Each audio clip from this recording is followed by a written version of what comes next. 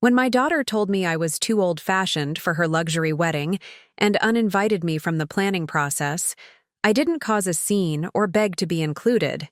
Instead, I quietly canceled the exclusive vineyard venue I'd secretly paid for, in full, redirecting the funds to establish a scholarship for aspiring event planners from underprivileged backgrounds, while my daughter and her fiancé scrambled to explain to their Instagram-perfect friends why their wedding had been downgraded to his parents' backyard. Before we dive deeper into this story, tell me where you're watching from today. And if this resonates with you, make sure you're subscribed, because tomorrow, I'm sharing something that might just change how you think about family celebrations forever. Personal introduction. Before we jump back in, tell us where you're tuning in from, and if this story touches you, make sure you're subscribed, because tomorrow, I've saved something extra special for you. My name is Eleanor Kingston, and at 72 years old, I discovered that sometimes our most painful family moments can become catalysts for creating something far more meaningful than we ever imagined. For nearly 4 decades, I built Kingston Celebrations from a small home-based wedding planning service into one of the most respected event companies in New England. What began with a single church fellowship hall wedding for my cousin in 1982, when I stepped in after her planner abandoned her 3 weeks before the ceremony, blossomed into a business that has orchestrated over 2,000 weddings, from intimate garden ceremonies to elaborate affairs for prominent families across 5 states. In the early days, I worked from our modest apartment's dining room table, with Thomas, my ever-supportive husband, helping with everything from chair deliveries to last-minute boutonniere adjustments. We saved every penny until we could afford our first company van, which Thomas painted himself with our logo, a simple, elegant script that we still use today. Those humble beginnings taught me the value of personal touches and authentic moments, lessons. That became the cornerstone of our business philosophy even as we grew. By the mid-1990s, Kingston Celebrations had expanded enough to require a dedicated staff, and our approach, focusing on meaningful personal elements rather than extravagant displays, became our signature in an industry increasingly driven by excess. My work has been featured in national bridal magazines like Modern Bride and Wedding Elegance, with one editor dubbing me the authenticity expert for my ability to create celebrations that genuinely reflected each couple's unique story. A meaningful wedding isn't measured by its budget, but by how accurately it tells your love story, became my most quoted piece of advice, one I've shared with nervous brides and overwhelmed couples for decades. This philosophy not only built our reputation, but sustained us through market fluctuations when more trend-focused planners struggled during economic downturns. The irony that I would eventually be excluded from planning my own daughter's wedding wasn't lost on me. After helping countless brides navigate tricky family dynamics and create celebrations that honored traditions while embracing personal style, I found myself facing the ultimate professional and personal rejection when my daughter, Christine, informed me that my outdated aesthetic and traditional ideas would clash with her vision of a modern, social media-worthy event. Setting and background. The historic Georgian colonial on Willow Lane, where I've lived and operated my business for 35 years, isn't just a house. It's the heart of Kingston Celebrations and the setting for hundreds of garden ceremonies over the decades. Nestled on 3 acres at the edge of Greenbrier, Connecticut, the property features stately maple trees estimated to be over 150 years old, gardens designed to bloom continuously from April through October, and a natural pond that reflects the changing seasons like a living painting. My late husband Thomas and I purchased the property when it was in significant disrepair. With leaking roofs, crumbling plaster, and gardens so overgrown the realtor apologetically called them a jungle situation. The asking price had been reduced multiple times as potential buyers were intimidated by the extensive renovation required. But where others saw insurmountable problems, Thomas, with his background in historical preservation and carpentry, saw extraordinary potential. "This house has bones, Ellie," he said during our first walkthrough, running his hands along the original, crown moldings partially hidden by decades of cheap paint. It has survived nearly 2 centuries because it was built with care and purpose. It deserves to be loved again. We spent 7 years restoring the 1840s home, working evenings and weekends, while still running our growing business. Thomas personally restored the grand staircase where countless brides have since posed for photographs before their garden ceremonies. I learned to repair plaster walls and refinish hardwood floors alongside him, our clothes perpetually dusty, our hands calloused, but our hearts full as we watched the property slowly reclaim its former elegance. "This house deserves to witness joy," Thomas would say as he painstakingly reconstructed another section of the damaged balustrade, working from historical photographs he'd found in town archives. These old homes were built for generations of our celebrations, not just for individuals. His passion for preservation transformed what was once a neglected property into a showcase that local historical societies occasionally included in home tours, as an example of thoughtful restoration that balanced historical integrity with modern function. The previous owners had been an elderly couple who lived there for nearly 50 years, but lacked the resources for proper upkeep in their final decade. Mrs. Patterson, before signing the final papers, took my hands in hers and said, "We had our children's weddings here in the garden. I'm so happy knowing you'll bring more celebrations to this place." That blessing felt like a torch being passed, a responsibility we took seriously as we transformed the property. Beyond its beauty, the house featured practical elements that made it perfect for both living and working. The formal dining room became our client meeting space, with built-in cabinetry Thomas crafted to display photo albums of past events. The expansive kitchen, which we modernized while preserving its original hearth, became a space for cake tastings and menu planning sessions. The sun-filled conservatory, added during an 1890s renovation and carefully restored by Thomas, served as both my personal sanctuary and an elegant backdrop for intimate ceremonies during inclement weather. The renovated carriage house stored all our event equipment, from linens and china to archways and lighting, organized with the systematic precision I insisted upon for smooth event execution.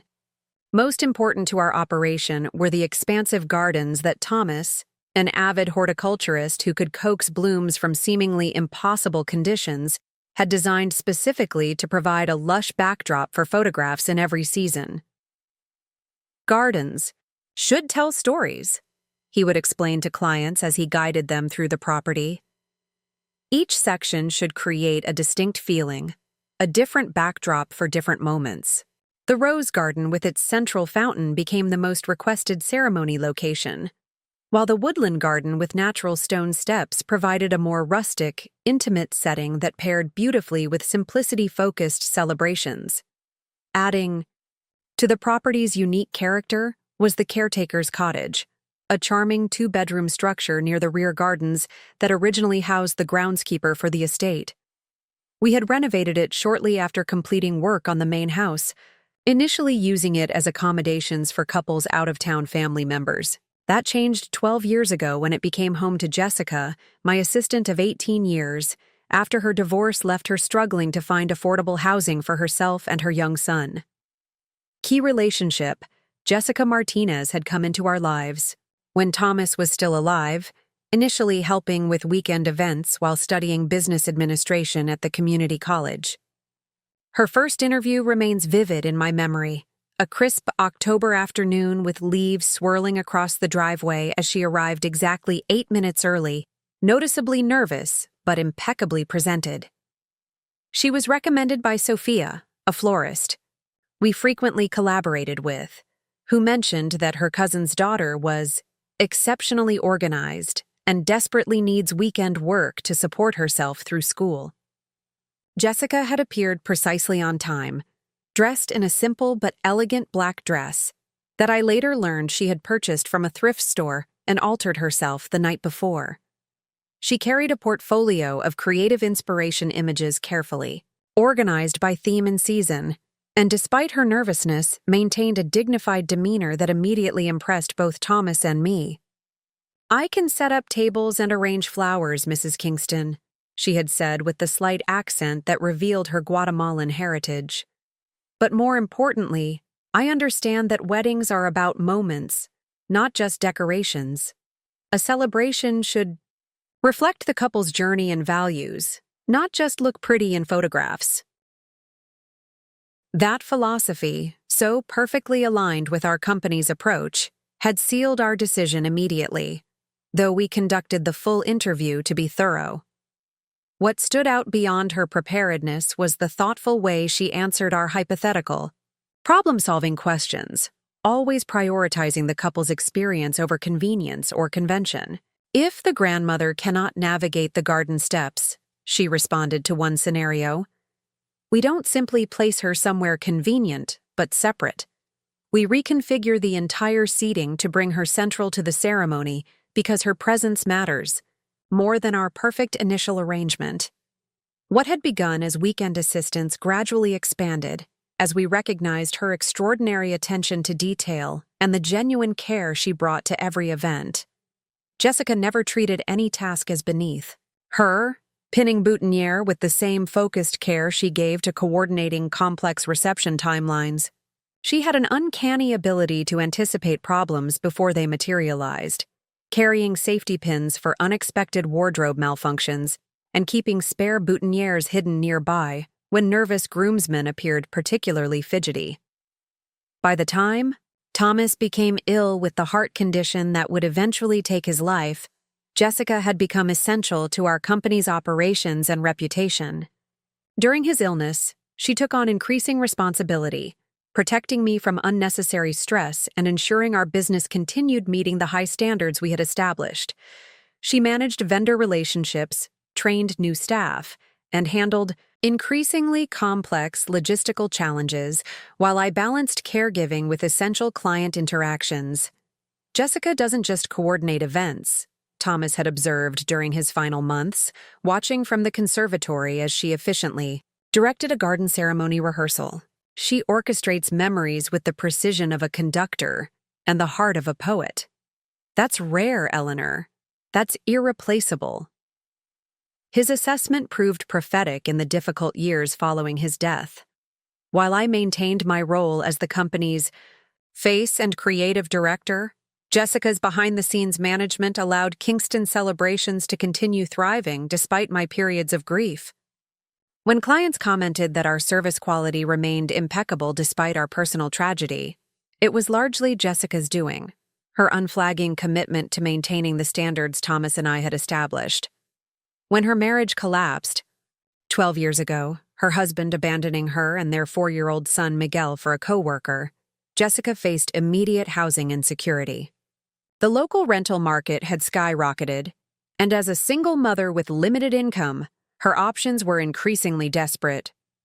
Learning she was considering moving 2 hours away to find affordable housing, potentially ending her role with Kingston Celebrations, I proposed an alternative that seemed obvious to me. "The cottage has been sitting empty except for occasional wedding guests," I told her over tea in the kitchen one evening after she had stayed late helping with inventory. "Miguel would have the garden to play in, the good school district, and you wouldn't lose 2 hours daily to commuting." Her initial reaction was hesitation, concern about mixing business with personal matters, and worry about what others might think. But the practical benefits eventually outweighed these concerns, especially when I structured it formally. The cottage provided as part of her compensation package, with revised employment agreements drafted by my attorney to protect both our interests. Over the years, Jessica and Miguel became family in all the ways that truly matter.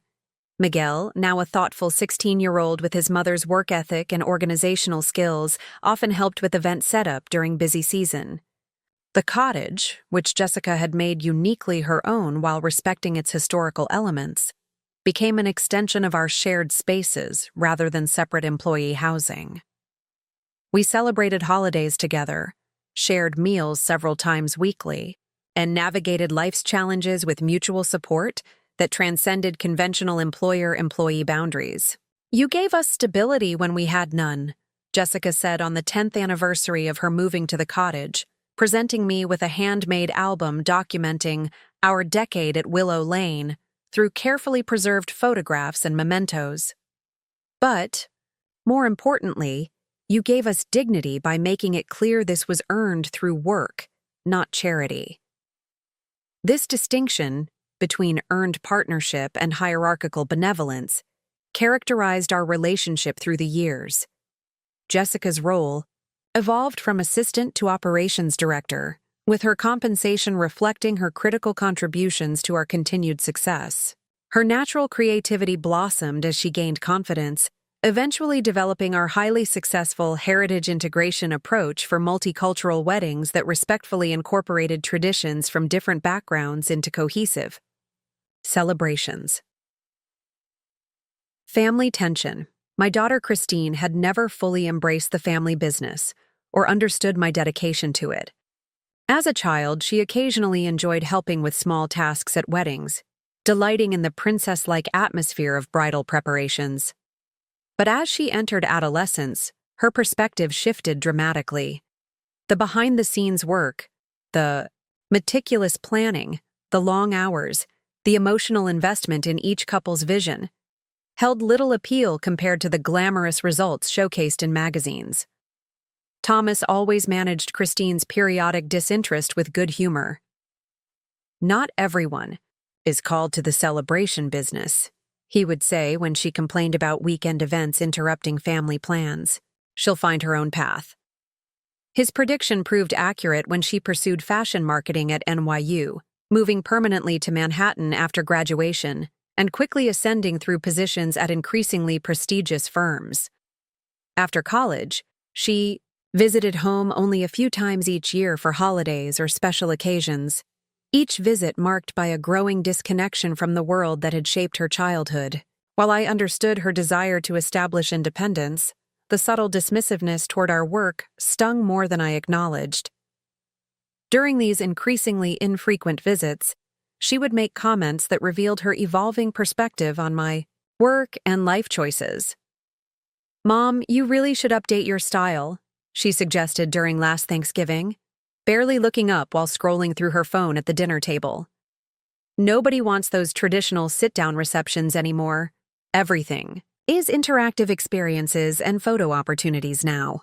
Your business will eventually suffer if you don't adapt." These comments always visibly stung Jessica, though she never said so directly. I would notice how she would quietly excuse herself when Christine began critiquing our dated approach, despite my consistent insistence that Jessica join family, meals, and celebrations. The tension between them had grown over the years, with Christine treating Jessica with polite detachment that barely acknowledged her integral role in both the business and my daily life. "I don't understand why Jessica is always included in family discussions," Christine remarked after one holiday dinner when Jessica had stepped outside. "She works for you. There should be boundaries." Despite my decades of experience navigating family dynamics during emotional events, I never found the perfect words to help my daughter understand that meaningful relationships defy simple categorization, that staff can become family through years of demonstrated loyalty and shared purpose.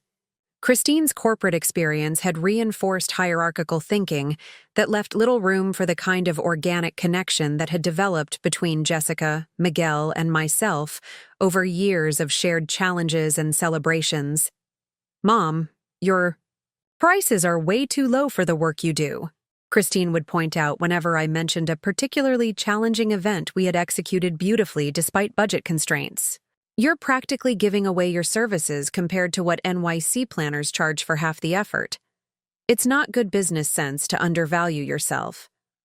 What Christine failed to understand was that accessibility had always been core to our business philosophy.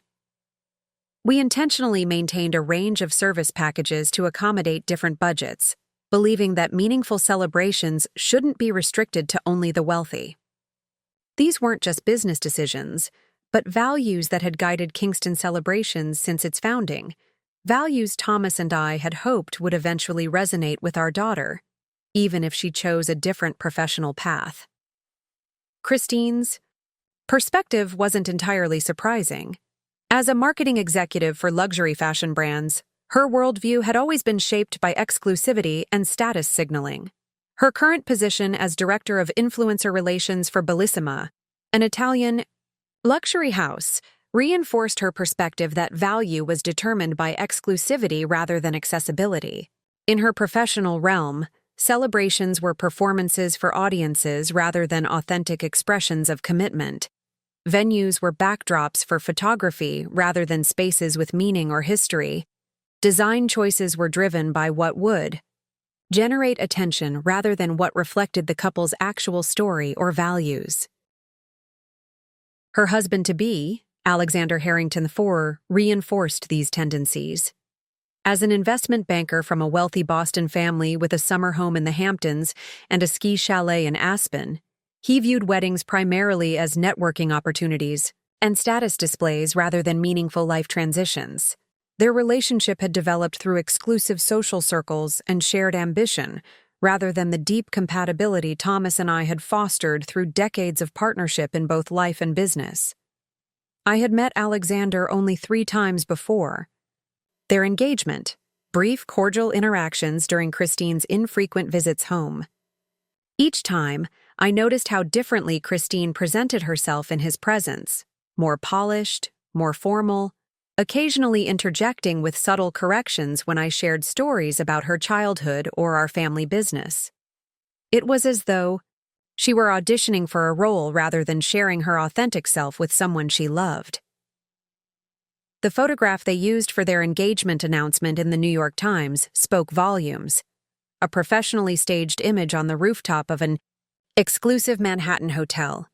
Christine in a couture dress that cost more than most of our clients' entire wedding budgets. Alexander in bespoke tailoring, both wearing expressions that communicated sophisticated elegance rather than joyful connection. It was beautiful, but felt more like a luxury advertisement than a celebration of commitment. "Isn't it stunning?" Christine asked when she sent the digital file before publication. "Marcello, who shoots for Vogue, did us a favor. He's photographing 3 influencer weddings this season, so we're hoping he'll have availability for ours." My congratulatory response focused on their happiness rather than the production values, which seemed to disappoint her slightly. It was becoming increasingly clear that our visions of what constituted a meaningful celebration had diverged significantly. A professional disappointment compounded by maternal concern about what this indicated regarding her priorities and values. The catalyzing moment.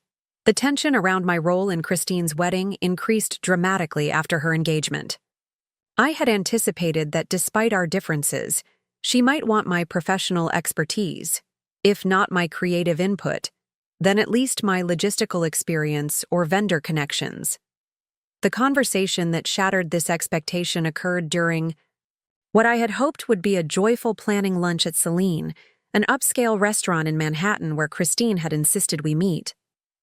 "Mom, we've decided to go with Elise Thornton for the wedding planning," she announced before we'd even received our appetizers, her tone suggesting the decision was already finalized and not open for discussion.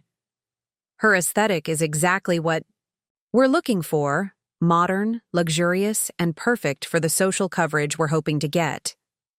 Elise Thornton was a celebrity wedding planner known for extravagant events that prioritized dramatic visual elements over personal significance. Her weddings, while visually spectacular, followed predictable formulas designed to photograph well for magazines and social media. Oversized floral installations, dramatic lighting effects, and staged moments that looked spontaneous but required extensive coordination. Her client list included reality television stars, minor European royalty, and corporate executives for whom weddings were as much brand extension as personal milestone. I took a moment to compose myself, sipping water, to hide the immediate sting of exclusion from this significant aspect of my only daughter's life. "I understand wanting your own vision," I replied carefully, trying to find the balance between respecting her choices and expressing my natural hurt. "But perhaps we could collaborate? I know your story in ways no outside planner could, and That's exactly the problem, Mom, Christine interrupted, setting down her phone to give me a look that mixed impatience with practiced sympathy. You know the old me, not who I am now. I've evolved beyond that small-town aesthetic you've built your business on. We need something sophisticated, contemporary. Frankly, something less dated. The word hung between us. Dated, encompassing. Not just my design sensibilities, but seemingly my entire relevance to her current life. Before I could respond, she continued with increasing animation, describing the vision she and Alexander had developed.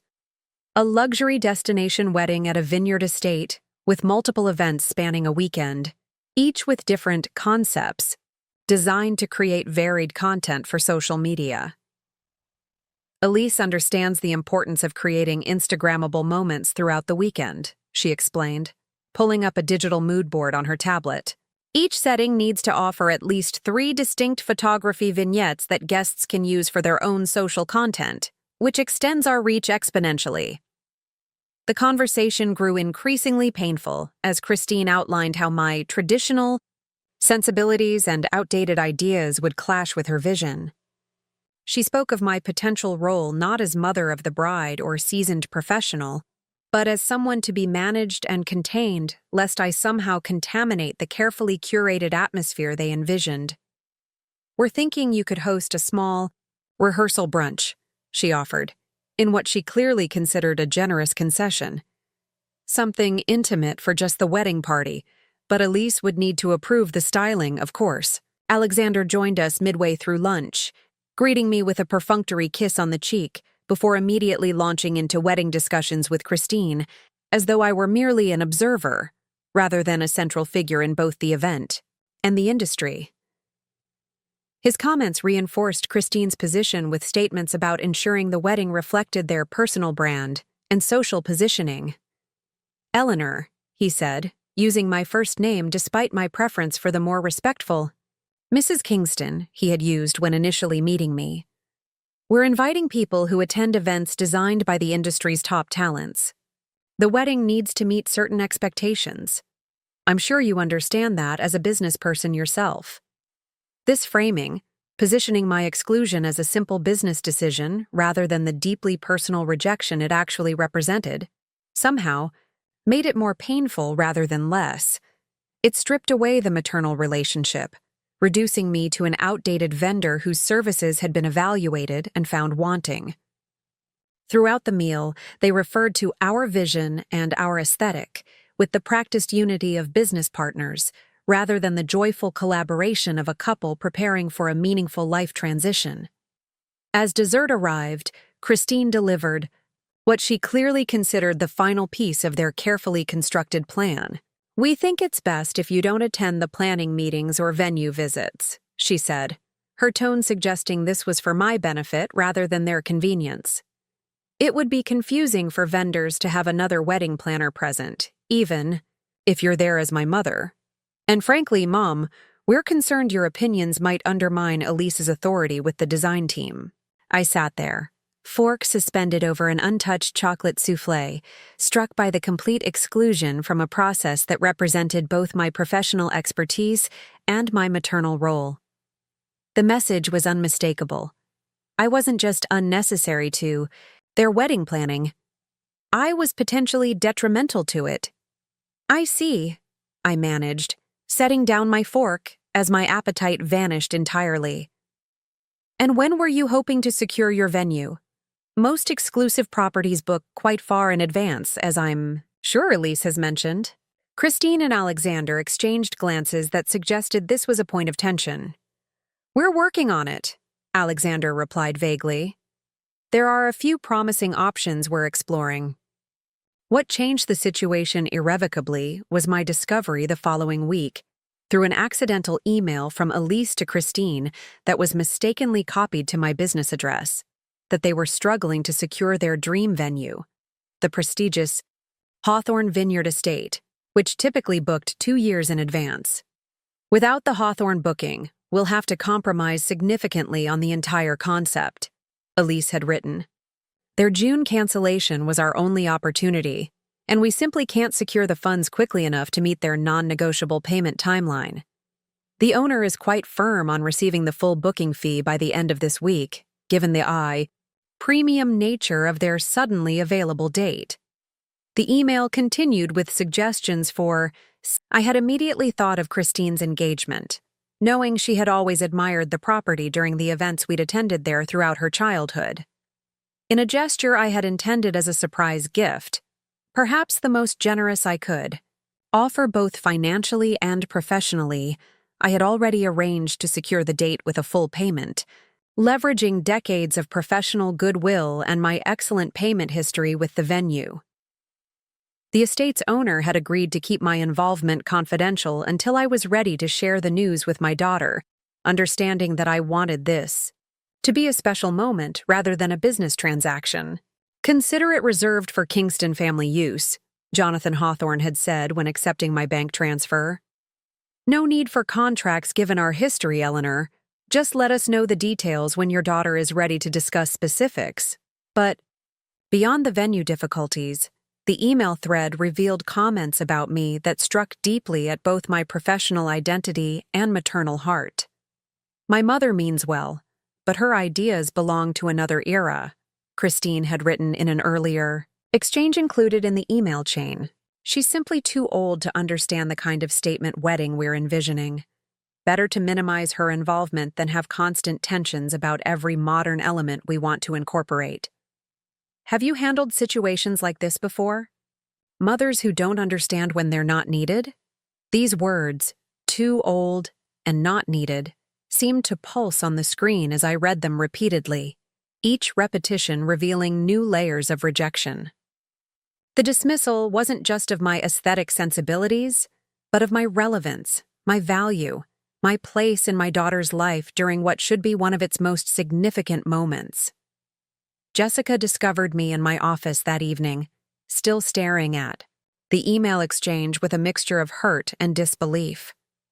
Without my sharing a word, she somehow understood exactly what had happened, a skill developed through years of anticipating needs and reading emotional currents during high-stress events. "What did she do?" Jessica asked simply, closing the office door to give us privacy. When I showed her the email thread, her expression shifted from concern to a rarely seen anger. Jessica, typically diplomatic to a fault, especially regarding Christine, read the exchanges with increasingly furrowed brows. "They don't deserve your gift," she said simply, placing a gentle hand on my shoulder. "They haven't earned the right to benefit from your relationships or generosity while dismissing your lifetime of expertise. And too old? As though wisdom accumulated through decades somehow makes you less valuable rather than more." That evening, as I sat in Thomas's study surrounded by albums documenting hundreds of celebrations we had orchestrated together, tangible evidence of a career spent creating meaningful moments for grateful families, I made 3 phone calls that would change everything that followed. These weren't impulsive reactions, but strategic decisions, reflecting the same thoughtful approach I had brought to planning meaningful celebrations throughout my career. That evening, as I sat in Thomas's study surrounded by albums documenting hundreds of celebrations we had orchestrated together, I made 3 phone calls that would change everything that followed. These weren't impulsive reactions, but strategic decisions reflecting the same thoughtful approach I had brought to planning meaningful celebrations throughout my career. The first call was to Jonathan Hawthorne, owner of the Vineyard Estate, and a man whose family had been intertwined with mine professionally for decades. His voice, warm and resonant even through the phone, immediately took on a note of concern when he heard my tone. "Eleanor? Everything all right with the venue for your daughter?" I took a deep breath before responding, my hand resting on a photo album open to his own daughter's wedding, a celebration I had planned down to the last peony 15 years earlier.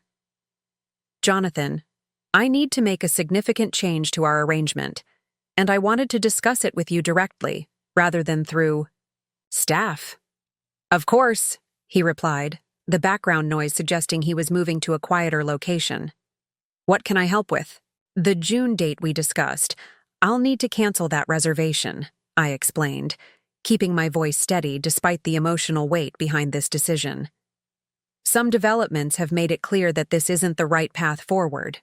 There was a brief pause before he responded, the kind of thoughtful silence I'd always appreciated in our professional dealings. I'm sorry to hear that, Eleanor. Family celebrations can become complicated. His careful wording suggested he understood there was more to this situation than I was explaining. The deposit you've paid is substantial. Our standard policy would apply, but given our history— I'm not asking for special treatment, Jonathan, I interrupted gently. In fact, I have a different proposal entirely. Over the next 20 minutes, I outlined a new vision, one that transformed personal disappointment into community opportunity. Rather than simply canceling the reservation and accepting the financial loss, I proposed redirecting those funds to establish a scholarship program for aspiring event planners from underprivileged backgrounds. The program would include both educational funding and practical apprenticeship opportunities, with Hawthorne Estate hosting an annual event showcasing student work to industry professionals. Instead of one wedding, we could help launch dozens of careers for young people who might otherwise never gain entry to this industry, I explained, my voice growing stronger as I articulated this alternative legacy. The Kingston Hawthorne Scholarship could create opportunity from what would otherwise be simply a canceled contract. Jonathan's response came without hesitation, his businessman's pragmatism balanced by genuine community commitment. I've always respected how you see beyond individual events to the larger meaning, Eleanor. We'd be honored to partner in this initiative. I'll have our foundation team contact you tomorrow to formalize the details. As we concluded our conversation, he added something that suggested his understanding ran deeper than I'd realized. Sometimes, the celebrations that never happen teach us more than those that do. Thomas would be proud of this solution. The mention of my late husband, from someone who had known us both for decades, brought unexpected tears. Thomas had always maintained that disappointment revealed character more clearly than success ever could. This pivot from personal rejection to community investment would have resonated deeply with his values. My second call that evening was to Marianne Chen, Dean of Hospitality Management at the State University, where I had occasionally lectured on event planning ethics. Our relationship had developed over years of professional collaboration, with Kingston Celebrations regularly hosting student interns seeking real-world experience. Eleanor, what a lovely surprise, she answered, her academic precision always softened by genuine warmth. I was just reviewing a student's thesis on sustainable event practices that cites your approach extensively. I'm calling with a potential opportunity that might interest the department, I explained, outlining the scholarship concept that had begun taking shape during my conversation with Jonathan. I'd like to establish a program that provides both financial support and practical training for students who might otherwise be excluded from the industry due to economic barriers. Marianne's enthusiasm grew as I detailed the vision, a structured program combining academic learning with hands-on mentorship, culminating in real event planning experience at Hawthorne Estate. Eleanor, this addresses exactly the gap we've been discussing in our equity committee, she noted. The event industry remains painfully homogeneous, with significant barriers to entry for students without family connections or financial resources. For unpaid internships. By the end of our conversation, she had offered to match my initial funding through university resources, effectively doubling the program's potential impact. Send me the framework tomorrow, and I'll present it to the department chair and development office. With your industry reputation behind it, I anticipate enthusiastic support. As I made notes following this call, I realized something important was shifting within me. The pain of Christine's rejection remained. A mother doesn't simply dismiss such fundamental disconnection, but it was being gradually overshadowed by the emerging potential of this alternative path. What had begun as reaction was evolving into purpose. What had started as hurt was transforming into opportunity. My third and final call that evening was to my longtime attorney, Richard Goldstein, who had handled both personal and business matters for Thomas and me for over 30 years. His direct, practical approach had guided us through countless decisions, from business expansion to estate planning. "Eleanor, it's past 9. Either someone died or you've had an epiphany," he answered, the background suggesting I'd interrupted his evening routine of classical music and scotch. "Which is it?" "Somewhere in between," I replied, appreciating his characteristic bluntness. "I need to make some significant changes to my estate planning and business succession arrangements, and I wanted to discuss the general framework before you draft anything formal." Over the next hour, I outlined the comprehensive changes I envisioned, adjustments that would realign my resources with demonstrated values rather than defaulting to conventional expectations about family inheritance. These weren't impulsive reactions to hurt feelings, but thoughtful recalibrations reflecting the reality of relationships and priorities that had become painfully clear through recent events. The Kingston Celebrations business entity should be restructured as a benefit corporation, I explained, referring to a business model that legally requires consideration of impact on workers, community, and environment alongside financial returns. Jessica Martinez should be offered partnership with a clear path to majority ownership over 5 years, with provisions ensuring the property remains both business headquarters and her family's residence for at least 15 years following my death or retirement. Richard's pen scratched audibly as he took notes. "Significant departure from your current structure. What about Christine's inheritance expectations?" "This represents substantial reduction from previous arrangements." "Christine will still receive a meaningful financial inheritance," I clarified, "but the business and property, the legacy Thomas and I built together, should go to someone who values what they represent, not just what they're worth." We discussed practical implementation details, potential tax implications, and strategic timing to ensure these changes would withstand any potential challenges. Richard, ever the pragmatist, asked the difficult questions I needed to consider. "Are you prepared for the family fallout? Once formalized, these changes will likely create significant conflict that could permanently affect your relationship with your daughter." I considered this question carefully, thinking of the email where Christine had described me as too old to understand her vision, not just for a wedding, but seemingly for life itself. The dismissal reflected a fundamental disconnect in values that transcended this single event.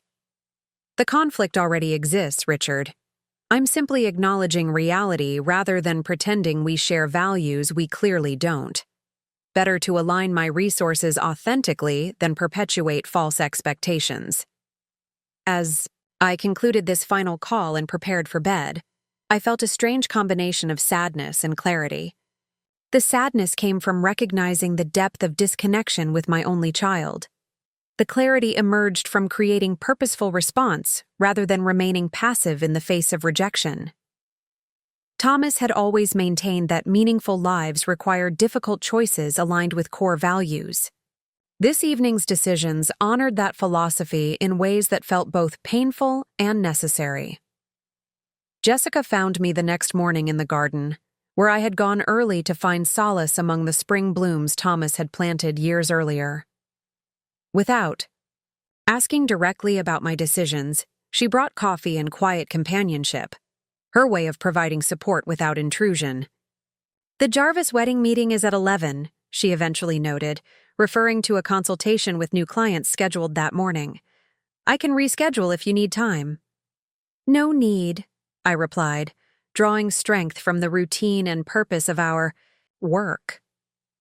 Some things change, but meaningful celebrations continue.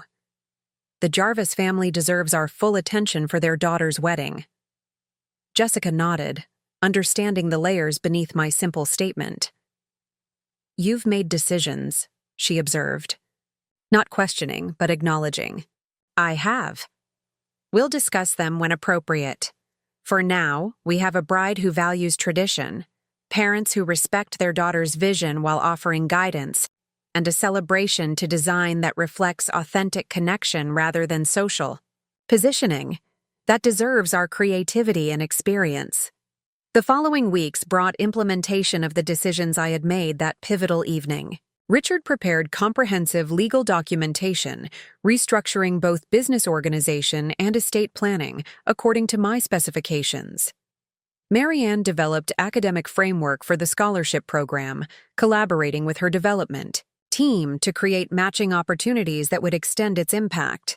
Jonathan facilitated foundation partnership arrangements, enabling Hawthorne Estates' participation in both funding and practical training aspects of the initiative. Most significantly, I met with Jessica to discuss the business restructuring that would profoundly affect her future.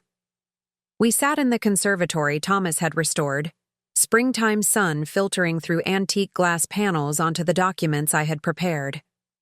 "This represents significant change," I began, pushing the partnership proposal across the table.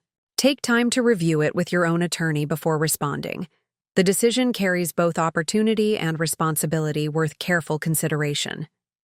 Jessica's expression remained carefully neutral as she scanned the documents, her years of professional composure momentarily challenged as she grasped the implications. "Partnership with succession planning to majority ownership," she summarized, looking up with questions in her eyes. "This is unexpected."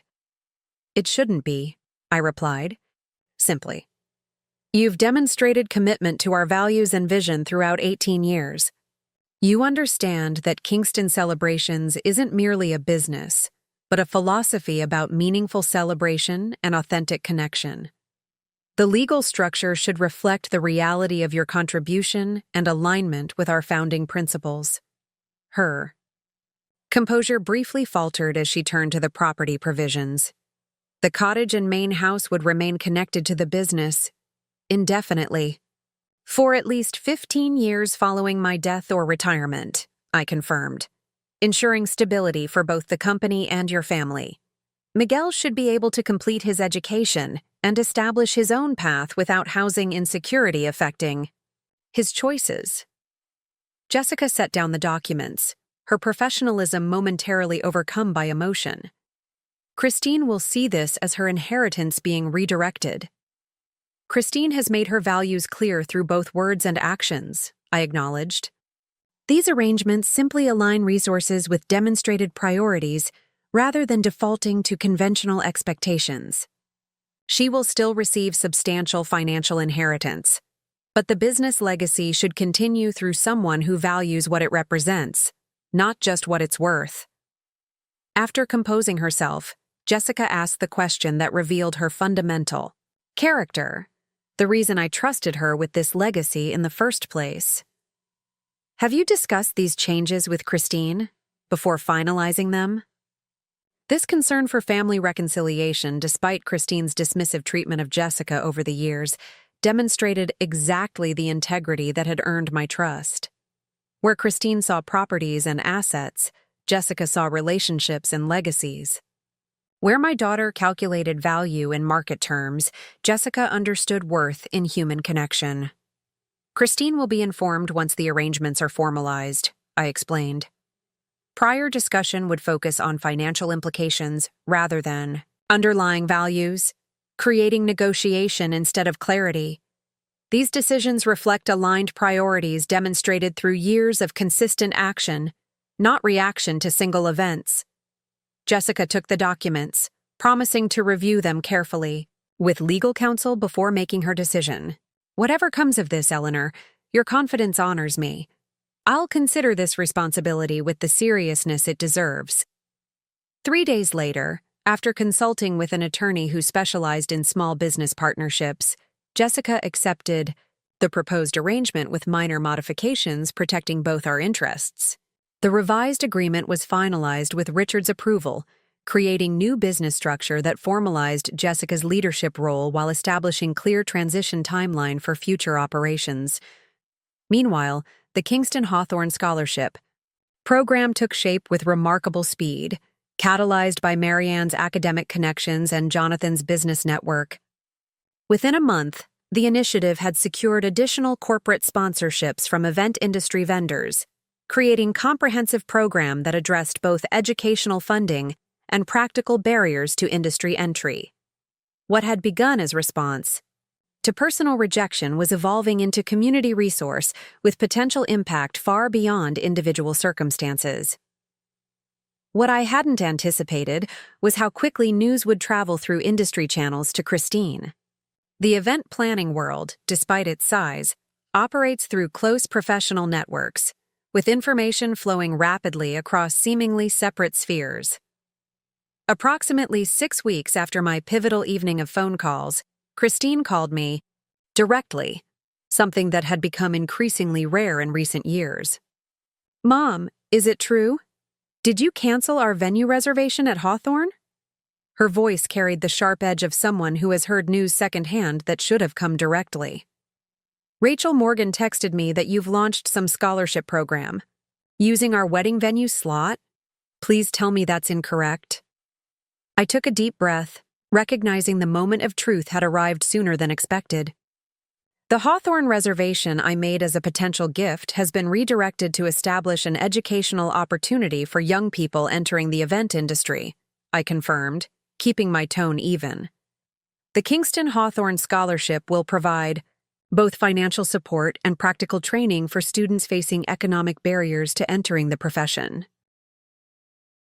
The silence that followed carried weight beyond ordinary pause, the heaviness of recalculation and realization.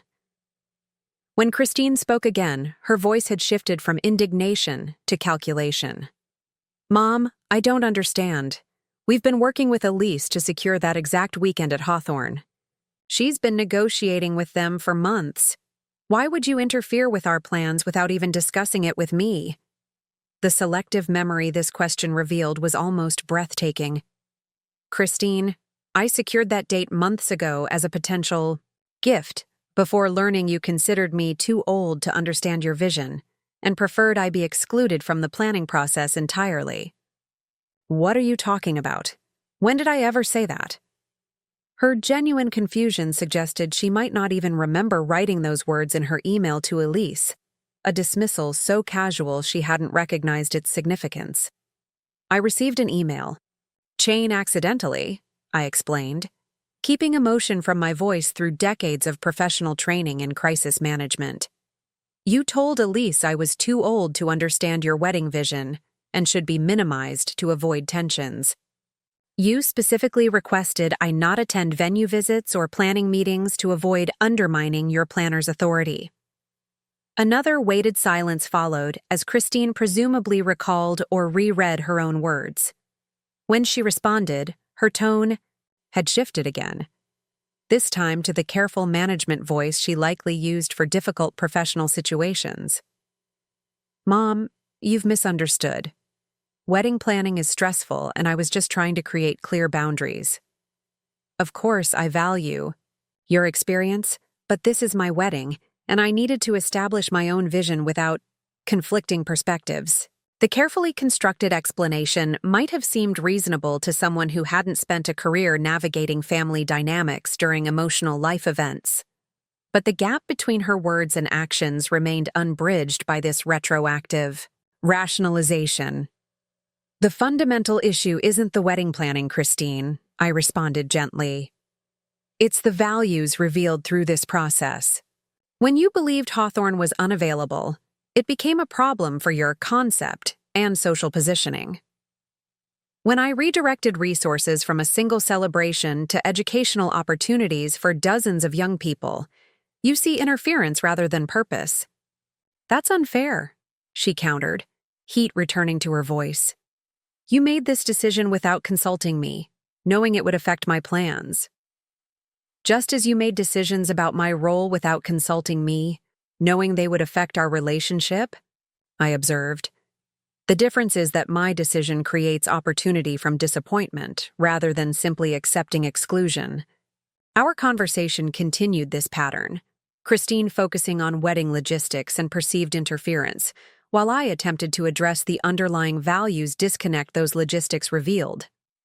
After several increasingly tense exchanges, Alexander apparently joined the call, his voice suddenly audible in the background before Christine put him on speakerphone. "Eleanor, this is completely inappropriate," he stated without preamble. "You've deliberately sabotaged our venue plans out of what appears to be petty revenge. We'll need to scramble to find an alternative that meets our requirements, which will be nearly impossible on this timeline." His framing, positioning my redirection of my own resources as sabotage rather than autonomous decision, crystallized exactly the entitlement perspective that had created this situation. In their worldview, the venue wasn't mine to allocate. According to my values, it was theirs by default. My role simply to provide without participation or recognition. "Alexander, I made a private financial decision regarding resources that were entirely mine to direct," I responded, drawing on decades of managing difficult clients without sacrificing dignity. "The scholarship program creates meaningful legacy aligned with values I've demonstrated throughout my career.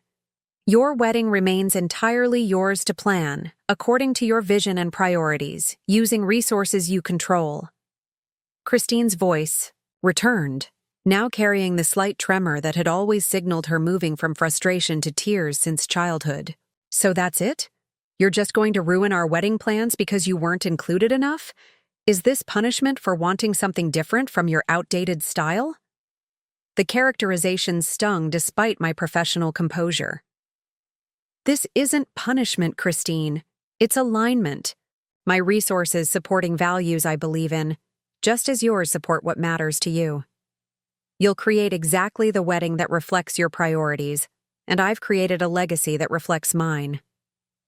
After more circular conversation that resolved nothing, we ended the call with Christine declaring she would fix this mess and reconsider whether I should attend the wedding at all, given my clear issues with their vision.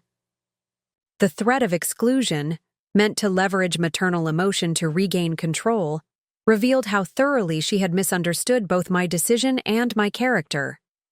Jessica found me in the garden an hour later, methodically pruning roses with, perhaps, more vigor than the plants required. She approached carefully, recognizing the signs of emotional processing I had developed through decades of navigating both grief and professional challenges. "Christine called?" she asked simply, offering gardening gloves rather than immediate conversation. I nodded, continuing to shape the climbing roses Thomas had planted along the garden wall. "She's discovered the venue situation. Alexander was particularly indignant about the inconvenience to their social positioning." Jessica worked silently alongside me for several minutes before responding.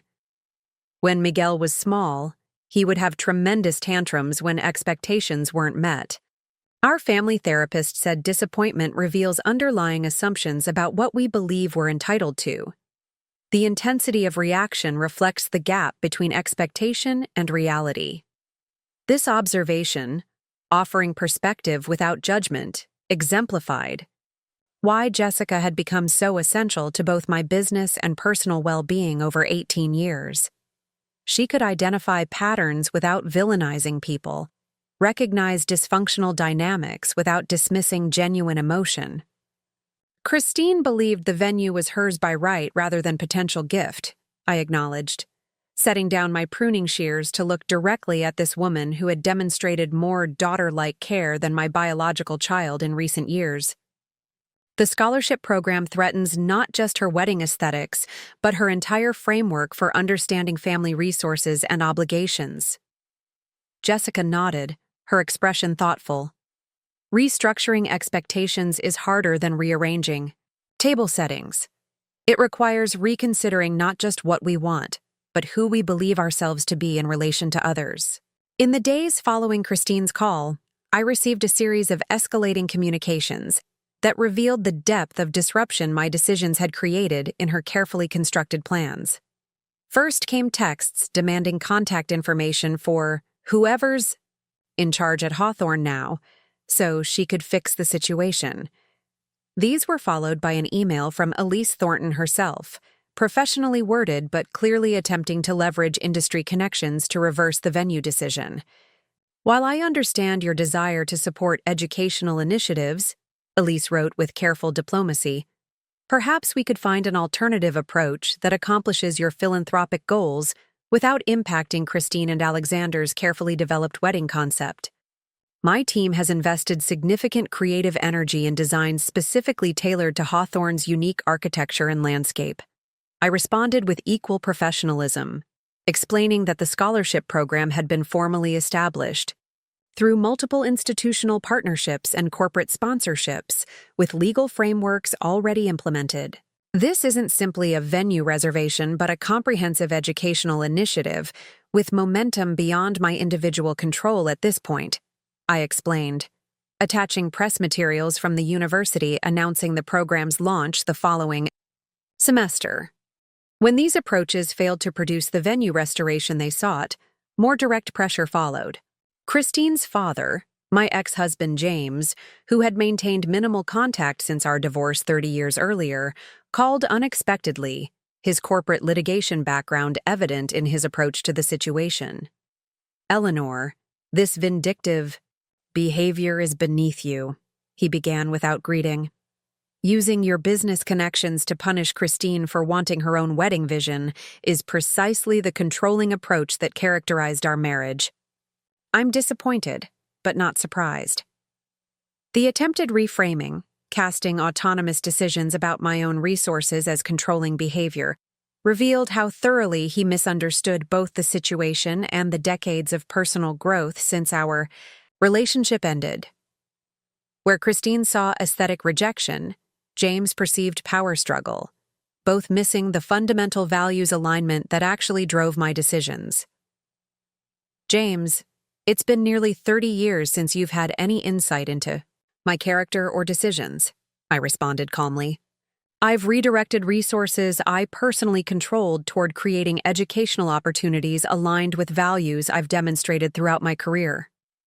Christine remains entirely free to create whatever wedding vision she desires using resources she and Alexander control." His attempted intimidation, suggesting potential legal challenges to my business restructuring based on obvious emotional decision-making, dissolved when I informed him that Richard had documented extensive capacity evaluation and values consistency review, precisely to address such potential claims. After blustering about considering options, he ended the call with vague warnings about permanent damage to family relationships that might have carried more weight had he maintained any meaningful family connection over the past 3 decades. What none of these approaches acknowledged was the underlying reality. Christine and Alexander had assumed access to resources they hadn't earned, believing family connection automatically conveyed both financial support and practical assistance regardless of how they treated the relationship itself. The scholarship program hadn't created this fundamental disconnect, but merely revealed it through concrete consequences rather than theoretical discussion. Throughout this challenging period, the daily operations of Kingston Celebrations continued, with the professional excellence we had always maintained. Jessica's new partnership role became increasingly visible as she took leadership of client consultations and vendor relationships, her natural talents flourishing with formal authority that matched her long-established responsibility. The transition we had planned for eventual implementation accelerated organically, with clients responding positively to her expanded role while still valuing my creative direction and experience. 3 weeks after Christine's initial call, when the pressure campaigns had failed to produce the venue reversal they sought, I received a text message that simply read, "We need to talk. Dinner tomorrow? Just us." The brevity and direct approach suggested a potential shift from demanding to negotiating, progress, however minimal, from entitled expectation to recognition of separate agency. We met at Riverside Inn, a neutral location with enough privacy for difficult conversation, without the emotional weight of my home or the power differential of her choosing an exclusive Manhattan restaurant.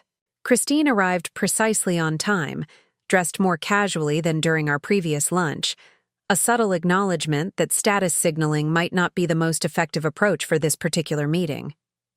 "You look well, Mom," she offered as we were seated, an opening that suggested she had reconsidered her communication strategy.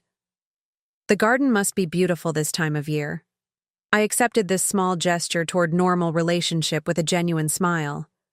The peonies Thomas planted along the east wall have finally established themselves. It took nearly 7 years, but they're spectacular this season. This brief exchange, focusing on shared history rather than current conflict, created momentary connection before we navigated toward the difficult conversation ahead. After ordering, Christine set aside her phone, a significant departure from her usual constant checking, and addressed the situation directly. "I've had time to think about our last conversation," she began, choosing her words with evident care. "While I still believe you could have handled things differently regarding the venue, I recognize that I didn't communicate well about my wedding vision and your role in it."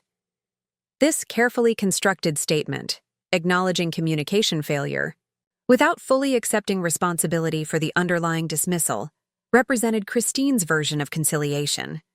In her professional world of luxury marketing, such carefully balanced statements probably resolved most conflicts without requiring fundamental value reassessment. "I appreciate that recognition," I responded sincerely. Meaningful relationships require clear communication about expectations and boundaries. The wedding planning surfaced significant differences in how we understand family obligations and personal autonomy. Christine nodded, seemingly relieved by my relatively conciliatory tone. "Exactly. We just had different expectations. I assumed you'd understand that I needed to establish my own vision, separate from Kingston Celebrations' established aesthetic. You assumed you'd be centrally involved because of your professional background." This framing, positioning our conflict as simple miscommunication rather than fundamental values disconnect, offered easy resolution without addressing deeper issues. It was tempting to accept this surface reconciliation, to prioritize peaceful relationship over authentic understanding. After all, wasn't that what I had spent decades helping families navigate during wedding planning? Finding compromise that allowed celebration to proceed despite underlying tensions. But the professional wisdom I had developed through those experiences reminded me that unaddressed foundational issues inevitably resurface during subsequent life transitions. Better to establish authentic understanding now, however difficult, than perpetuate misalignment that would create repeated conflict through future family milestones. "The miscommunication reflects something deeper," I suggested gently as our appetizers arrived. "Not just wedding aesthetics, but fundamental perspectives on relationships, resources, and mutual obligation. You viewed my potential involvement as interference with your vision. I experienced your exclusion as rejection of both professional expertise and maternal relationship." Christine frowned slightly, this reframing clearly less comfortable than her miscommunication narrative. "That's rather dramatic, Mom.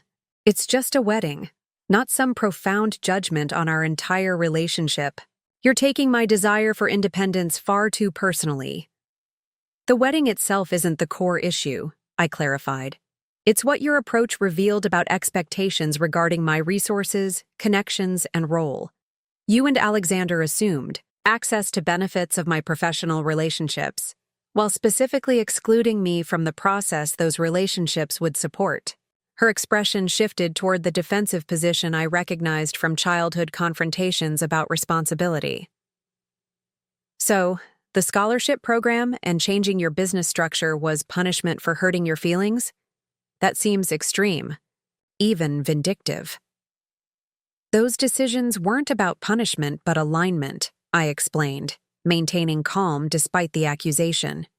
"They redirect resources toward relationships and purposes that demonstrate shared values through consistent action. Jessica has earned partnership through 18 years of demonstrated commitment to our business philosophy. The scholarship creates opportunity from disappointment rather than simply accepting exclusion." Christine's facade of reconciliation cracked slightly, frustration seeping through her carefully managed expression. "So Jessica gets my inheritance because she's more aligned with your values? That's not how family is supposed to work." This statement, revealing her fundamental assumption that genetic connection automatically conveyed resource entitlement regardless of relationship quality, highlighted exactly the disconnect I had been trying to articulate. Family involves mutual consideration and respect, not simply genetic obligation, I responded, drawing on wisdom Thomas and I had discussed throughout our marriage. Jessica has demonstrated family values through consistent action, being present, offering support, sharing both challenges and celebrations, respecting autonomy while maintaining connection.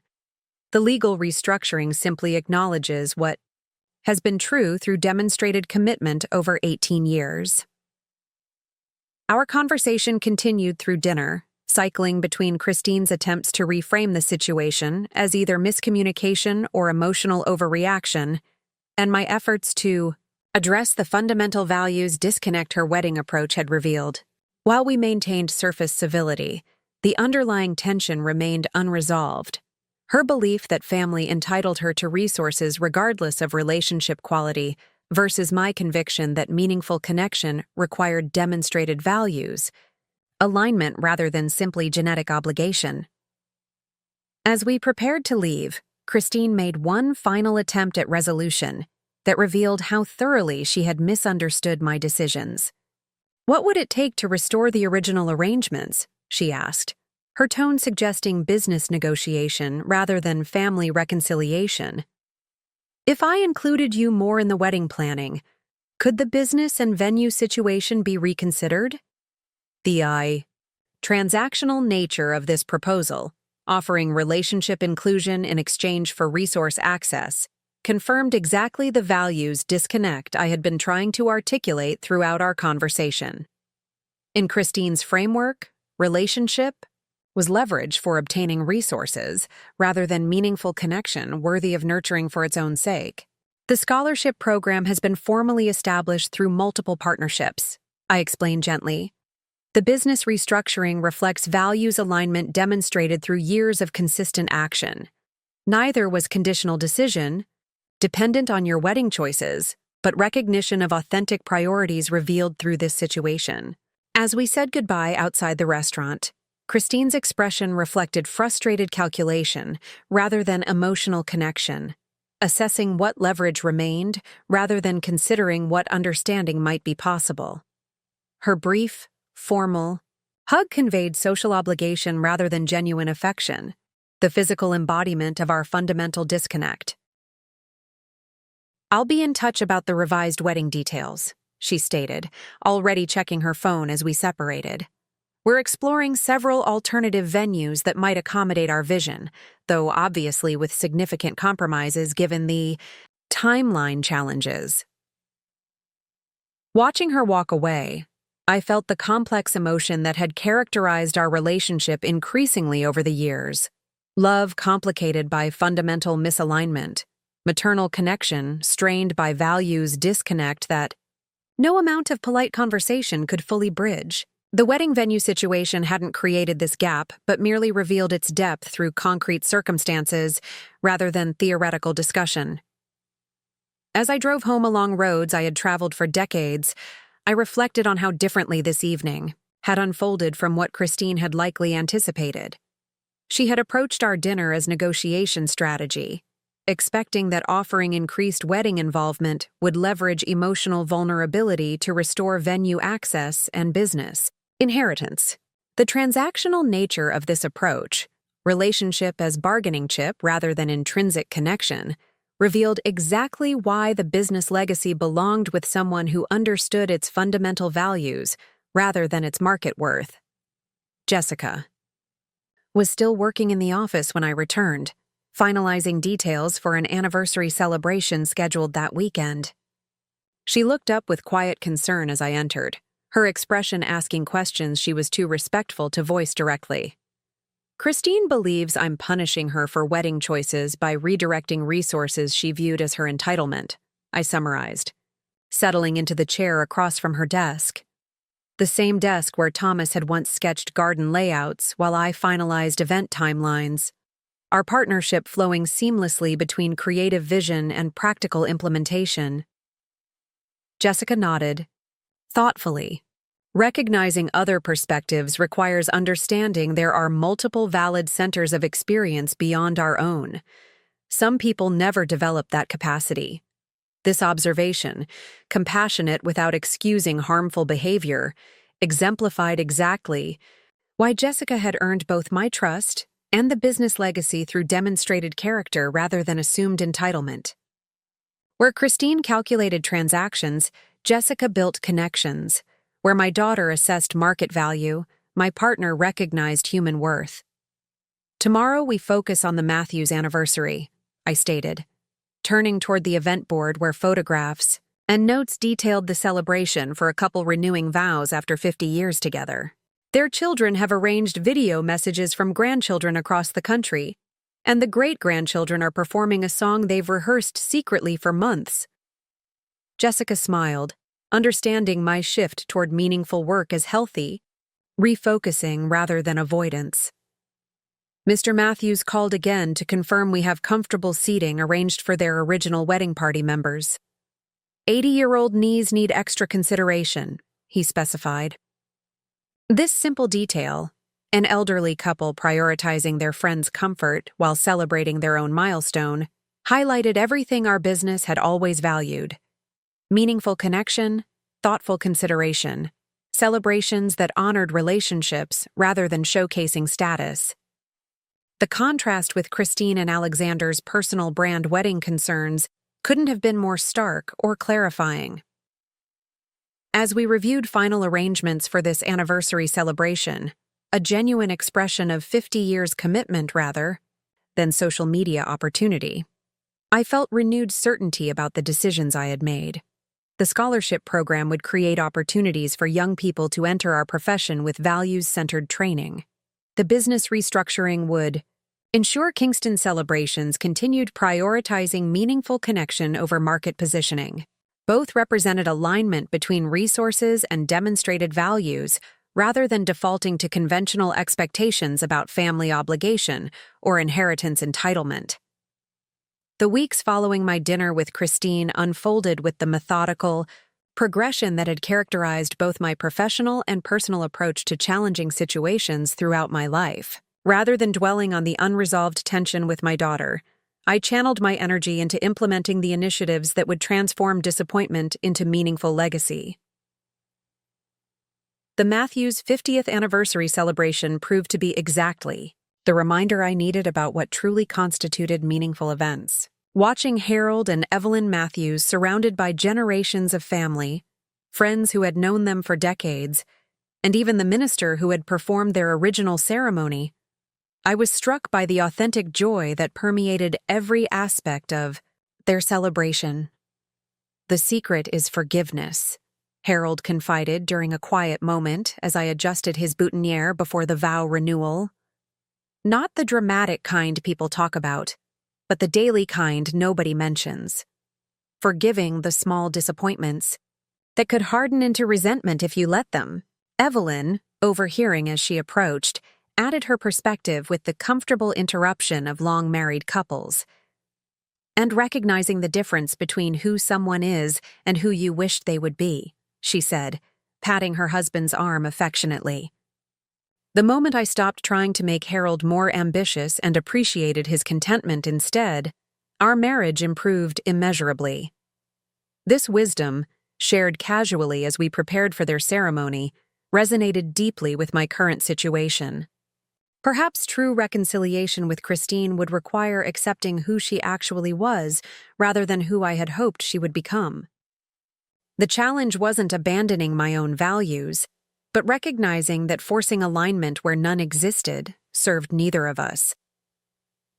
As I watched this couple renew commitments made half a century earlier, their words resonating with the depth that only decades of shared experience could create, I found myself reflecting on the nature of meaningful celebration. Their anniversary wasn't designed for social media or industry recognition. It wasn't curated to impress observers or establish status. It simply honored authentic connection through thoughtfully chosen elements that reflected actual shared history rather than aspirational imagery. The contrast with Christine and Alexander's approach couldn't have been more illuminating. where the Matthews celebration centered on genuine relationship. Christine's wedding planning focused on perception management. Where this anniversary highlighted meaningful personal history, my daughter's approach prioritized status signaling to people whose approval she sought. The distinction wasn't about aesthetic preferences, but fundamental purpose, celebration as authentic expression versus strategic performance. Jessica found me later that evening as we supervised venue breakdown, the satisfied exhaustion of successful event execution settling over our team. "They danced every song," she observed, referring to the Matthews couple who had remained on the dance floor long after many younger guests had departed. 50 years together, and they still look at each other like that. "They built something real," I replied, watching our staff carefully packing centerpieces the couple planned to distribute to friends unable to attend due to health limitations. Their celebration reflected who they actually are, rather than who they wish others perceived them to be. Jessica nodded, understanding the layers beneath my observation. Authentic joy carries its own kind of elegance that no amount of expensive design can manufacture. This simple truth, something we had demonstrated through countless celebrations over decades, had somehow eluded Christine despite growing up surrounded by examples. The realization brought sadness but also clarity about the decisions I had made.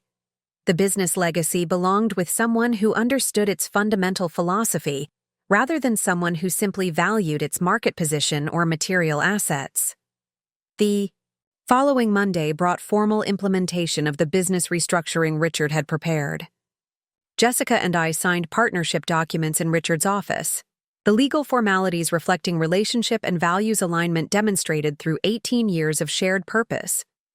As she added her signature to the final page, I noticed the slight tremor in her hand, the only visible sign of the emotion she maintained under professional composure. "This feels momentous and completely natural simultaneously," she observed as Richard provided countersigned copies for our records, like formally acknowledging what has been informally true for years. "The best transitions often do," Richard noted with the perspective of someone who had facilitated countless business successions throughout his legal career. When legal structures finally align with functional reality, it creates sustainability beyond individual personalities or circumstances. This observation captured precisely what we were establishing: organizational continuity based on demonstrated values rather than assumed succession. The partnership agreement included careful timeline for Jessica's transition to majority ownership over 5 years, with provisions ensuring the property remained both business headquarters and residence for her family as long as they wished, regardless of my eventual death or incapacity. "The structure protects both the business philosophy and the people who embody it," Richard explained as we reviewed final provisions. "Future decisions will require maintaining the benefit corporation status, ensuring profit motives remain balanced, with community impact and employee well-being regardless of who holds ownership interests." As we left his office, partnership agreement secured and matching portfolios, Jessica's professional composure briefly yielded to the personal significance of this transition. "Thomas would approve of this," she said quietly as we reached the car. "He always said business should create more than profit. It should build community and purpose that transcends individual benefit." The mention of my late husband, from someone who had known him well enough to accurately capture his philosophy, brought unexpected emotion. "He would appreciate how thoroughly you understand what Kingston Celebrations was always meant to represent," I agreed, remembering Thomas's frequent observation that Jessica got it in ways many others never would, regardless of credentials or connections. That afternoon, I received notification that the Kingston Hawthorne Scholarship Program had been formally approved by the university board, with matching funds exceeding our initial projections.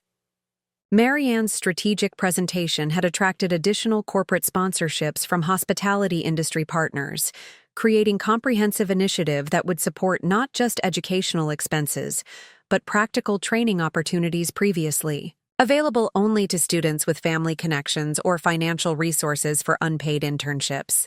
The first cohort will begin this fall, Marianne's email explained with evident enthusiasm.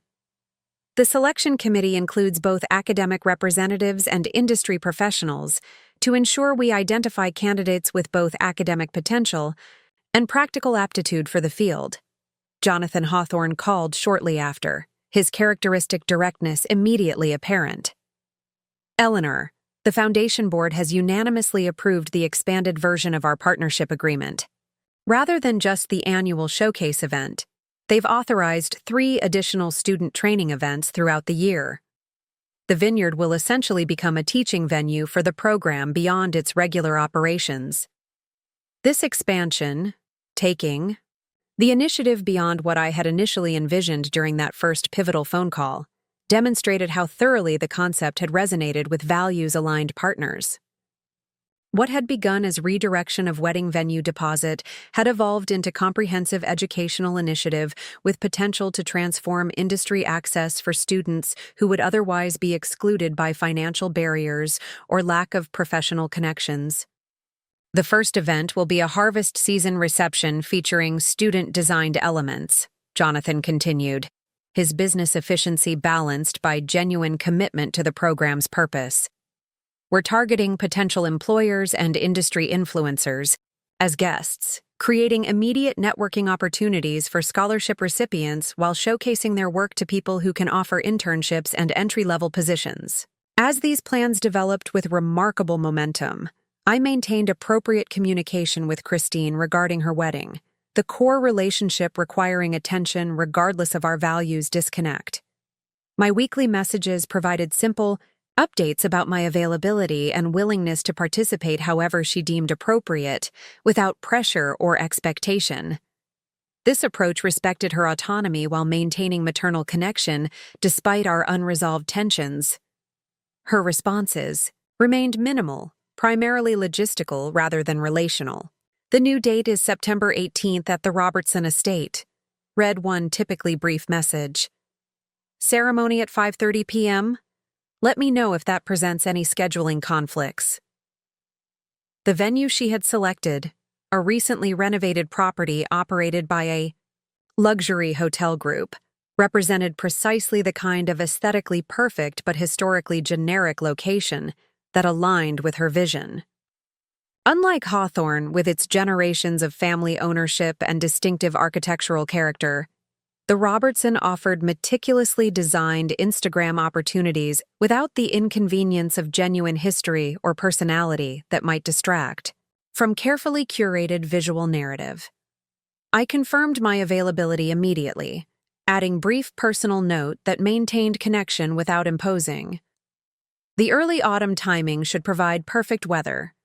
I'm available to help with any aspects where you'd welcome assistance, but completely understand if you prefer to maintain your established planning approach with Elise. 3 days later, I received unexpected email from Elise Thornton herself, a carefully constructed message that revealed significant shift in Christine's circumstances through professional language that maintained her client's dignity. In light of some adjustments to Christine and Alexander's celebration approach, she suggested I contact you directly regarding certain logistical elements, Elise wrote with the practiced diplomacy of someone navigating complicated client situations daily. While they're maintaining their vision for an elegant, contemporary celebration, they've encountered some venue and vendor timing challenges that have necessitated budget recalibration. The carefully phrased budget recalibration suggested financial reality had intruded on their original vision, something I suspected might eventually occur given the extravagant scope they had initially described. Rather than acknowledging this directly, Elise's message continued with specific inquiry about practical resources that might be available through family connections, rather than additional expenditure. Christine mentioned your company maintains inventory of certain event elements that might complement their revised approach, she continued.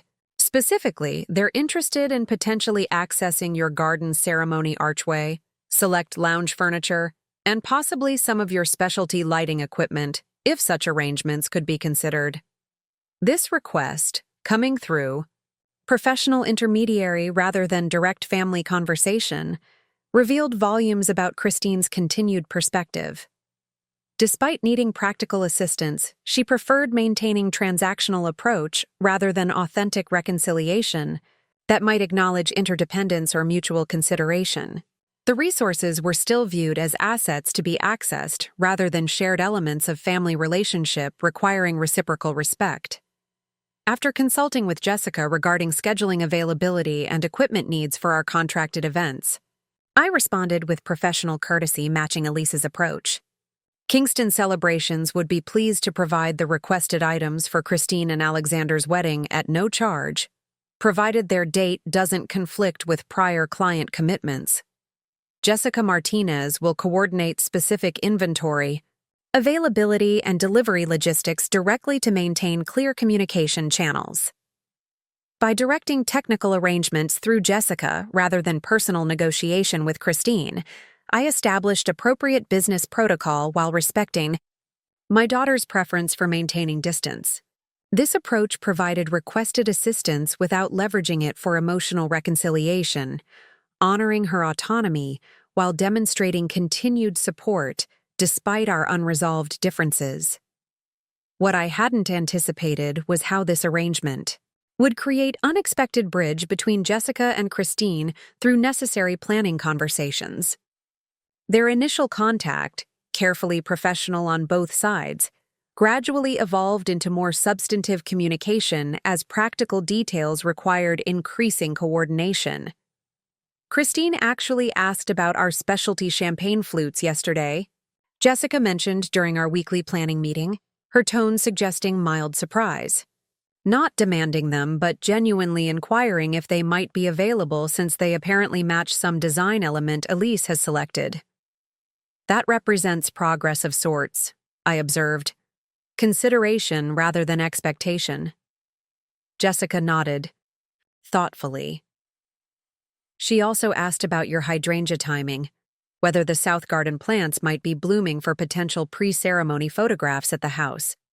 The Robertson apparently lacks the established garden backgrounds she originally envisioned at Hawthorne.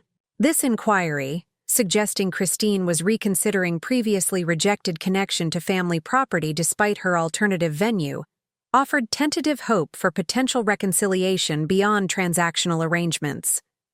The house and gardens represented continuity and history that apparently still held meaning despite her previous dismissal of their dated aesthetic and traditional style. The hydrangeas should be at peak blue the week of her date, I noted, remembering how Christine had always admired their color, so vibrant it almost appeared artificial in photographs. The timing works perfectly if she wants to use the gardens for portraiture before the ceremony elsewhere. This possibility, creating bridge between her contemporary vision and family history through thoughtful integration rather than complete rejection, suggested potential path forward that respected her autonomy while maintaining meaningful connection. Perhaps the Matthews anniversary wisdom about accepting people as they actually were rather than who we wished they would be applied in multiple directions. The following week brought unexpected development that further shifted our complicated dynamic. Jessica returned from vendor meeting with information that illuminated Christine's budget recalibration more directly than Elise's diplomatic phrasing had suggested. I met with Valerie from Botanical Elegance about the Anderson wedding, Jessica explained, referring to our longtime floral partner for significant events. She mentioned something that might explain Christine's adjusted approach. Apparently, Alexander's family has implemented some financial restrictions following disagreement about their investment in his latest venture fund. This contextual information, shared through industry network rather than family communication, provided crucial perspective on Christine's evolving wedding plans. The Robertson estate, while luxurious, represented significant compromise from Hawthorne's exclusivity and historical significance. The borrowed equipment and potential garden photography suddenly appeared less about reconciliation and more about maintaining appearance of the originally planned extravagance despite reduced resources. Valerie said they've scaled back floral installations by nearly 60%, Jessica continued, her tone neutral but informative. They're focusing budget on elements that photograph dramatically rather than comprehensive design throughout the venue. This strategy, prioritizing specific visual moments for documentation over cohesive guest experience, aligned perfectly with Christine and Alexander's original focus on social media perception rather than authentic celebration. The financial constraints hadn't changed their fundamental approach, but merely required more strategic allocation of limited resources toward maximum status signaling impact. I absorbed this information without immediate comment, recognizing its significance, without allowing it to dictate my response to Christine's equipment and garden requests. Whether her budget recalibration resulted from principled choice or imposed limitation didn't change my willingness to provide requested support. Offering assistance without conditions demonstrated values I maintained regardless of reciprocation or recognition. The following Saturday, Christine visited the property unexpectedly, her first appearance since our difficult dinner conversation weeks earlier. Jessica noticed her car in the driveway while returning from farmer's market, texting me discreet notification that allowed appropriate preparation without revealing intercommunication that might make Christine feel monitored or discussed.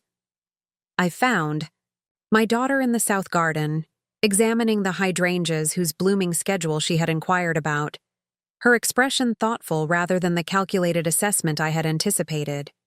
She wore casual clothes instead of her usual carefully curated urban style, and her hair was pulled back simply rather than arranged in the meticulous fashion she typically maintained for even informal occasions.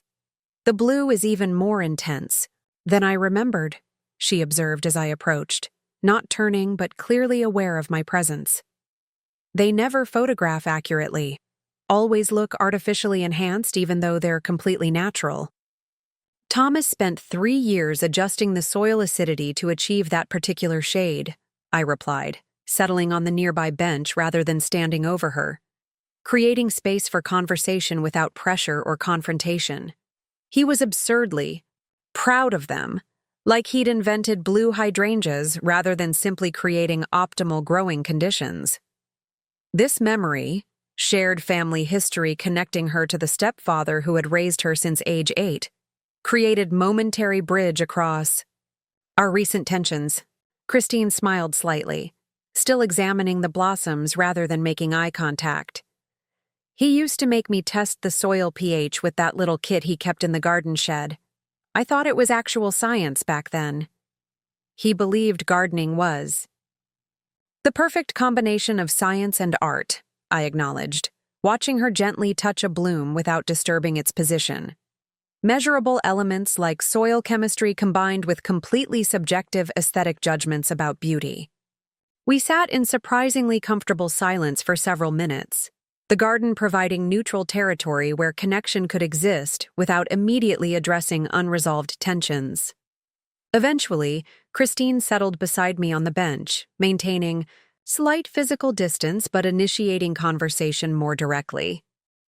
"Jessica said I could use the gardens for pre-ceremony photography if I wanted," she began, her tone carefully casual. "That's assuming you're comfortable with it." "Of course," I responded simply, avoiding the temptation to overanalyze this small reconnection. "The gardens have always been part of your history. Using them for portraiture maintains connection, without compromising your vision for the main celebration." Christine nodded, seemingly relieved by this straightforward acceptance. "The Robertson has beautiful interiors but limited exterior options. Their landscaping is too new. Everything looks recently planted rather than established." This observation, prioritizing authenticity over trendiness in at least this one aspect, suggested subtle shift in perspective that warranted acknowledgement without excessive emphasis. "Established gardens have character that can't be manufactured," I agreed. "They reflect accumulated care rather than immediate installation." Our conversation continued with similar careful navigation, primarily focused on logistical aspects of potential garden photography, while occasionally touching on shared memories without directly addressing our fundamental disconnect. Christine examined various garden areas with photographer's perspective, considering lighting and background options with professional assessment rather than emotional connection. The ceremony archway Jessica mentioned, is that the willow branch structure from the Taylor wedding? She asked as we walked toward the equipment storage area. Elise thinks it might work for our entrance installation if it's still available. It's scheduled for an event 2 weeks before yours, but nothing immediate afterward, I confirmed. Jessica can arrange delivery and setup wherever Elise specifies at the Robertson.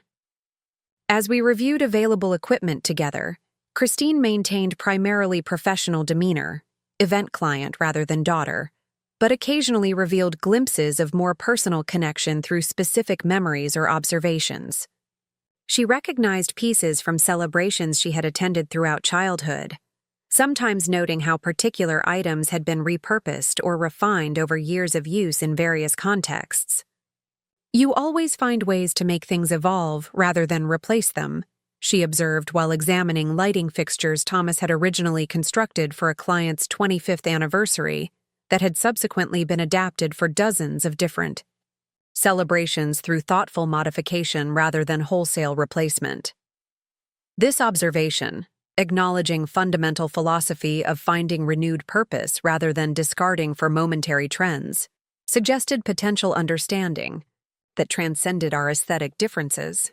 Whether Christine recognized the parallel to my broader approach, creating scholarship opportunity from wedding disappointment, building business succession through relationship investment, remained unclear beneath her carefully maintained composure.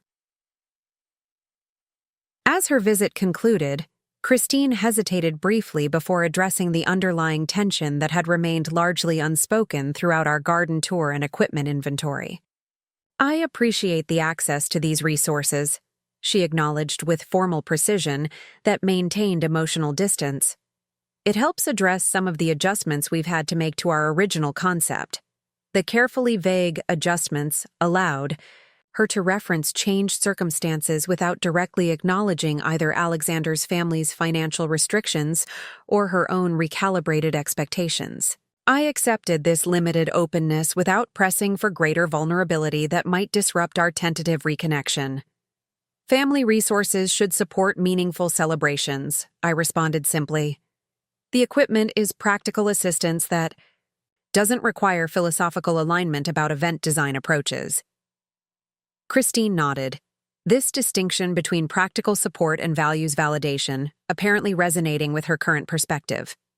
Elise will coordinate with Jessica about specific items and garden photography scheduling, she confirmed, maintaining professional framework that provided comfortable distance while enabling necessary collaboration.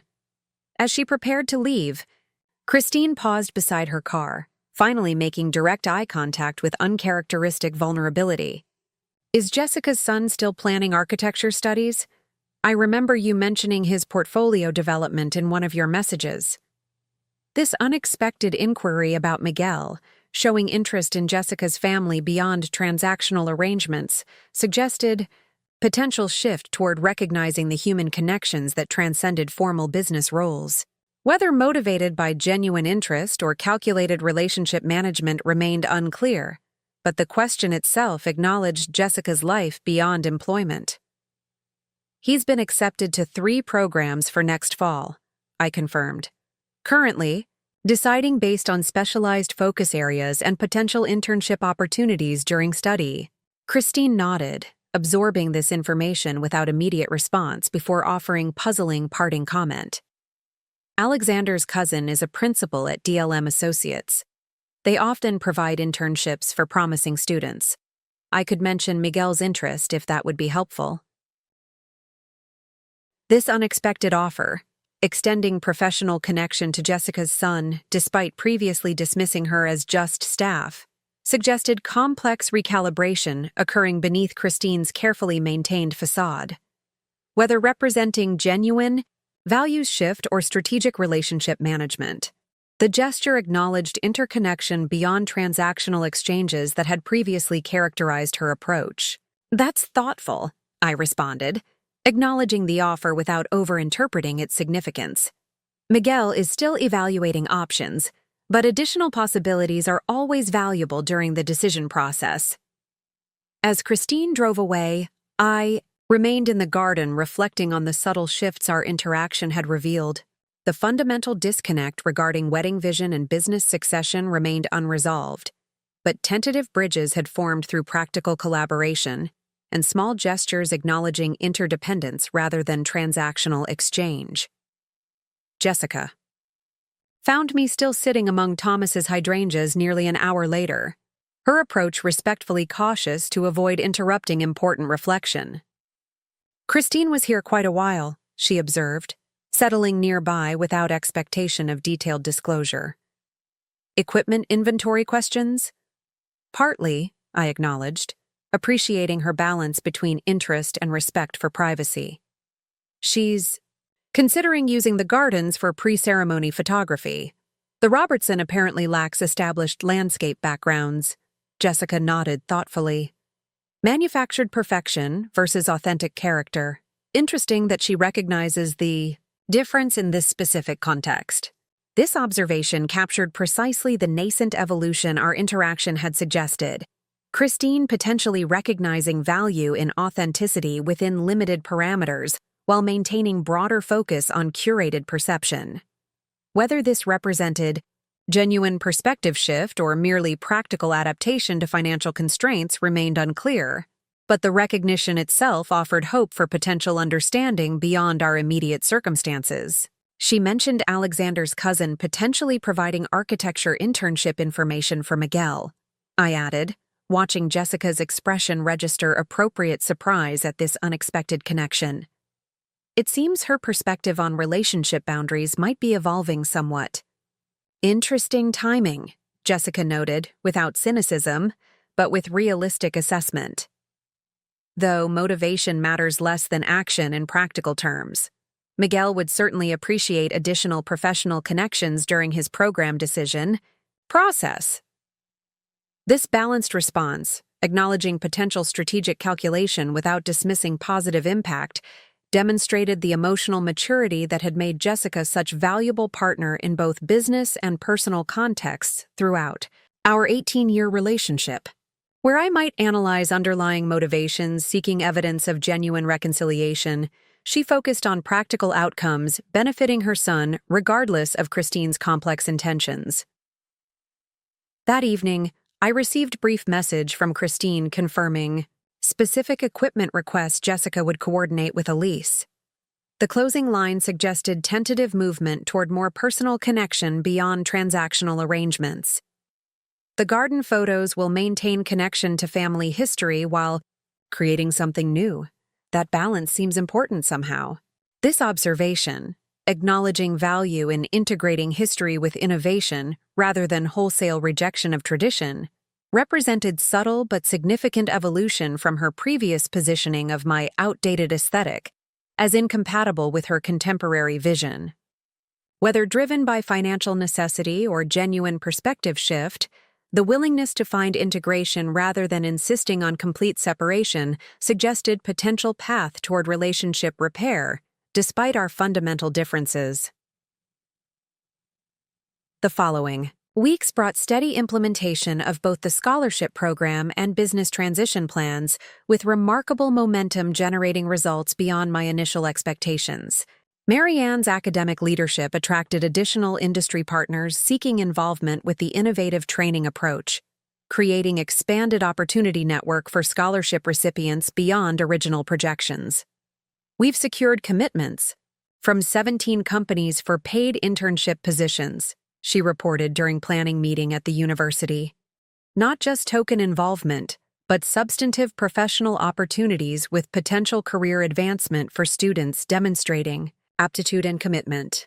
Jonathan's Vineyard Foundation similarly expanded their initial commitment, developing comprehensive teaching program utilizing their facilities throughout the year, rather than simply hosting showcase events.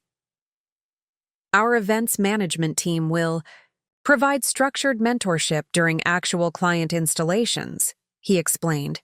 His business efficiency balanced by genuine educational commitment. Students will experience every aspect from initial client consultation through execution and assessment. These developments transformed what had begun as personal response to difficult family situation into community resource, with impact extending far beyond individual circumstances.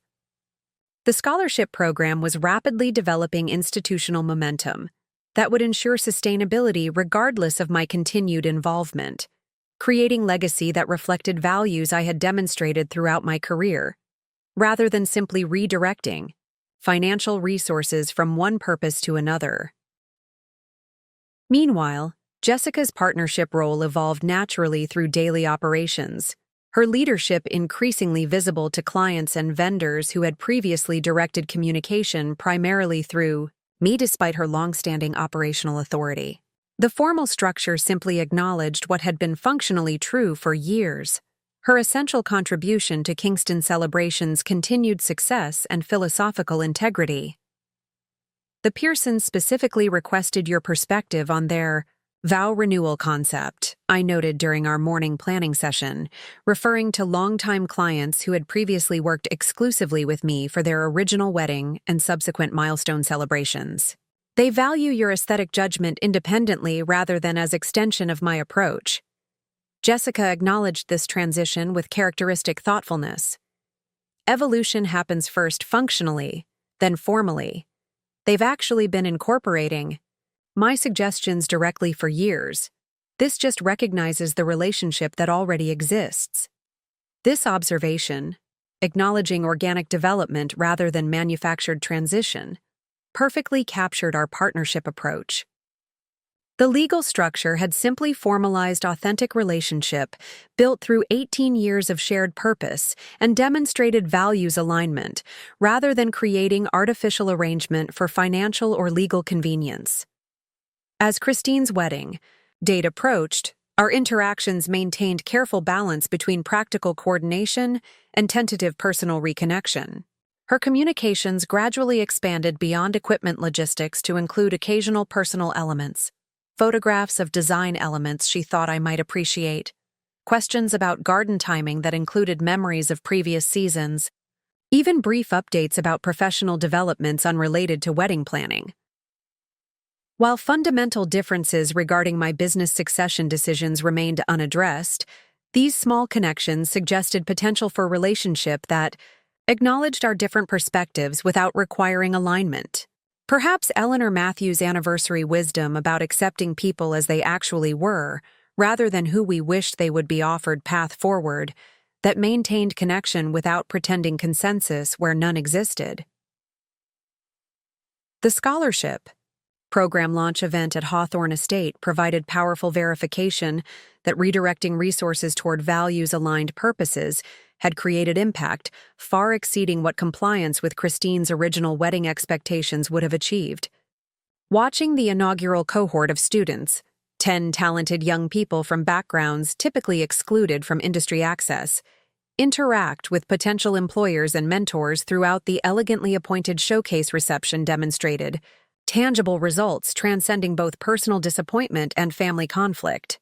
Ms. Kingston, your program literally changed everything for me, shared Tanya Reynolds, a scholarship recipient whose single mother worked multiple jobs to support their household. I was considering abandoning event management studies entirely because internship requirements would have meant additional student loans I couldn't afford.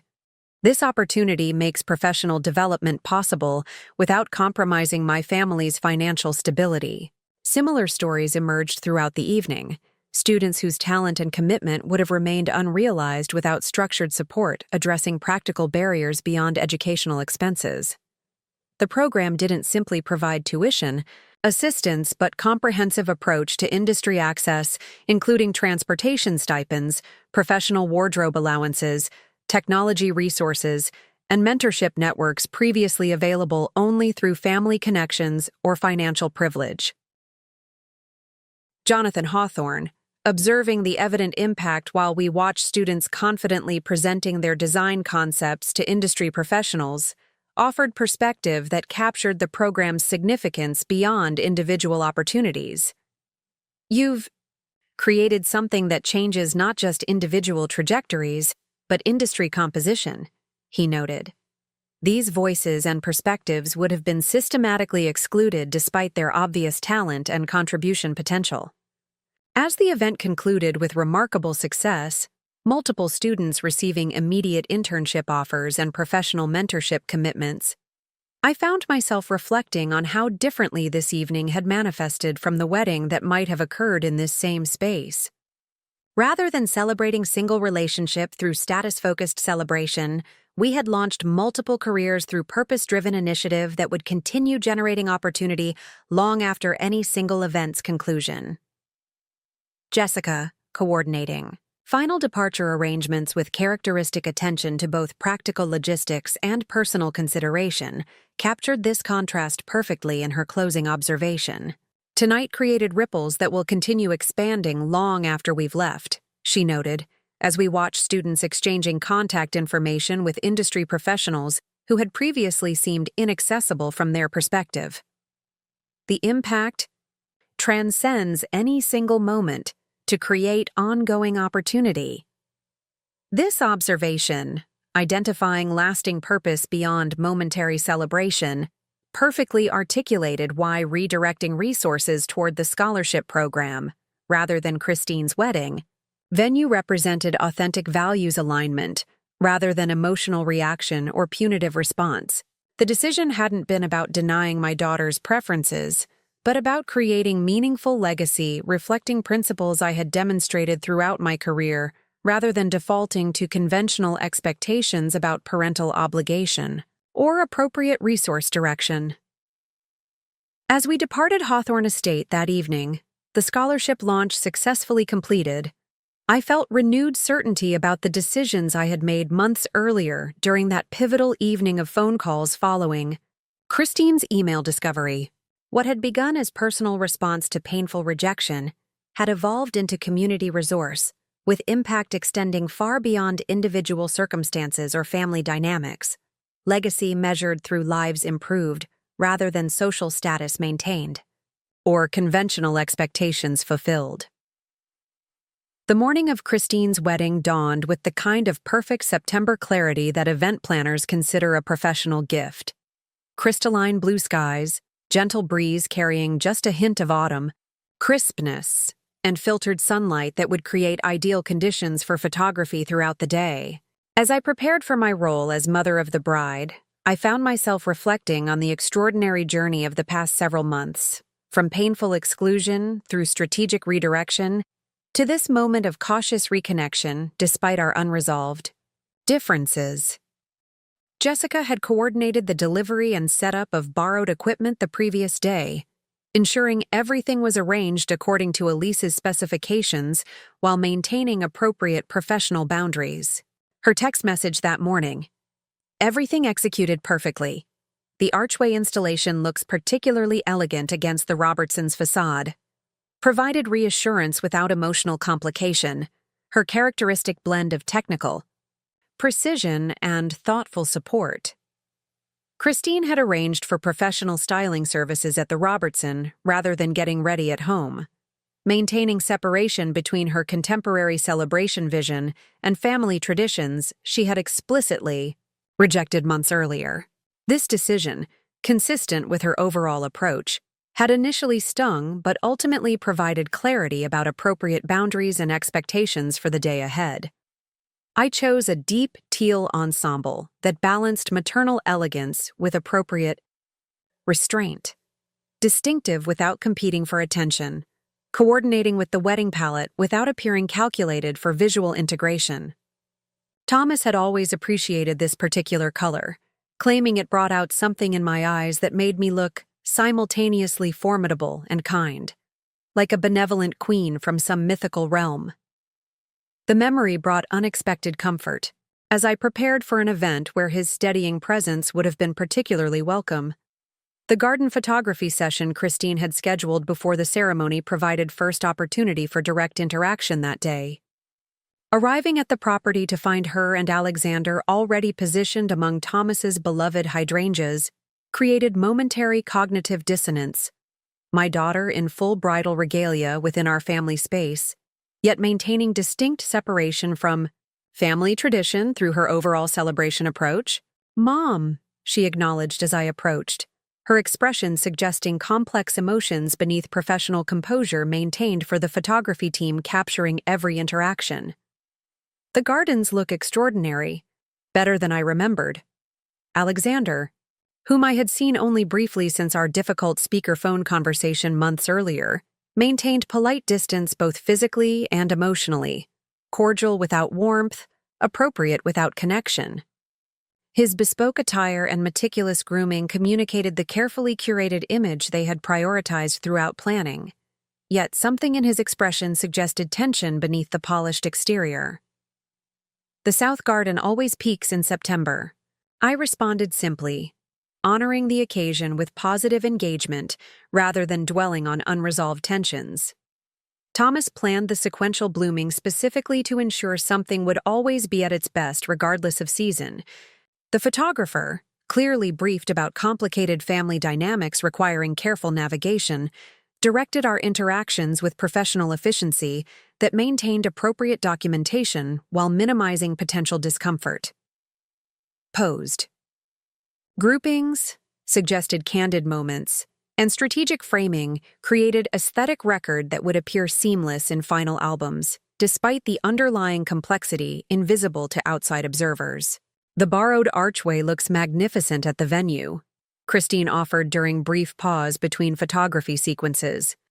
Jessica's installation team positioned it perfectly for both ceremony and reception transitional moments. This acknowledgement, recognizing Jessica's contribution by name rather than generic reference to staff or team, suggested subtle but significant evolution from her earlier dismissive positioning. Whether representing genuine perspective shift or strategic relationship management remained unclear, but the recognition itself demonstrated movement from her previous rigid boundaries between family and employees. Alexander's parents arrived. Midway through the photography session, their presence adding additional complexity to already delicate interpersonal dynamics. Howard and Catherine Harrington embodied precisely the East Coast establishment presence their name suggested. Impeccably, appropriate without demonstrative warmth, socially refined without revealing authentic emotion. Their interaction with Christine demonstrated practiced affection rather than genuine connection, the kind of performative relationship that prioritized appearance over substance. "Eleanor, how lovely to see you again," Catherine offered with perfect social grace that revealed nothing about her actual feelings. "Christine looks absolutely radiant. You must be so proud." This skillful navigation, acknowledging my maternal role without addressing any underlying tensions, demonstrated precisely the social capability that had clearly influenced Christine and Alexander's relationship approach. Appearance management, rather than authentic engagement. Appropriate performance rather than genuine connection. Strategic interaction rather than vulnerable communication. Howard's contribution further illuminated this dynamic through careful word choice that maintained plausible deniability while establishing subtle authority positioning. "The garden provides excellent background," he observed, examining surroundings with a praising glance that assessed value rather than beauty. Smart utilization of available resources given the adjusted arrangements. The pointed reference to adjusted arrangements and available resources confirmed Jessica's information about their implementation of financial restrictions affecting wedding plans. Their deliberate acknowledgement, framed as practical adaptation rather than limitation, established narrative positioning that maintained status appearance despite reduced material reality. As the photography session concluded and everyone prepared to depart for the Robertson, Christine hesitated briefly beside me while others moved toward waiting vehicles. "You'll ride with us to the venue," she stated. Not question, but direction, regardless of any transportation arrangements I might have made independently.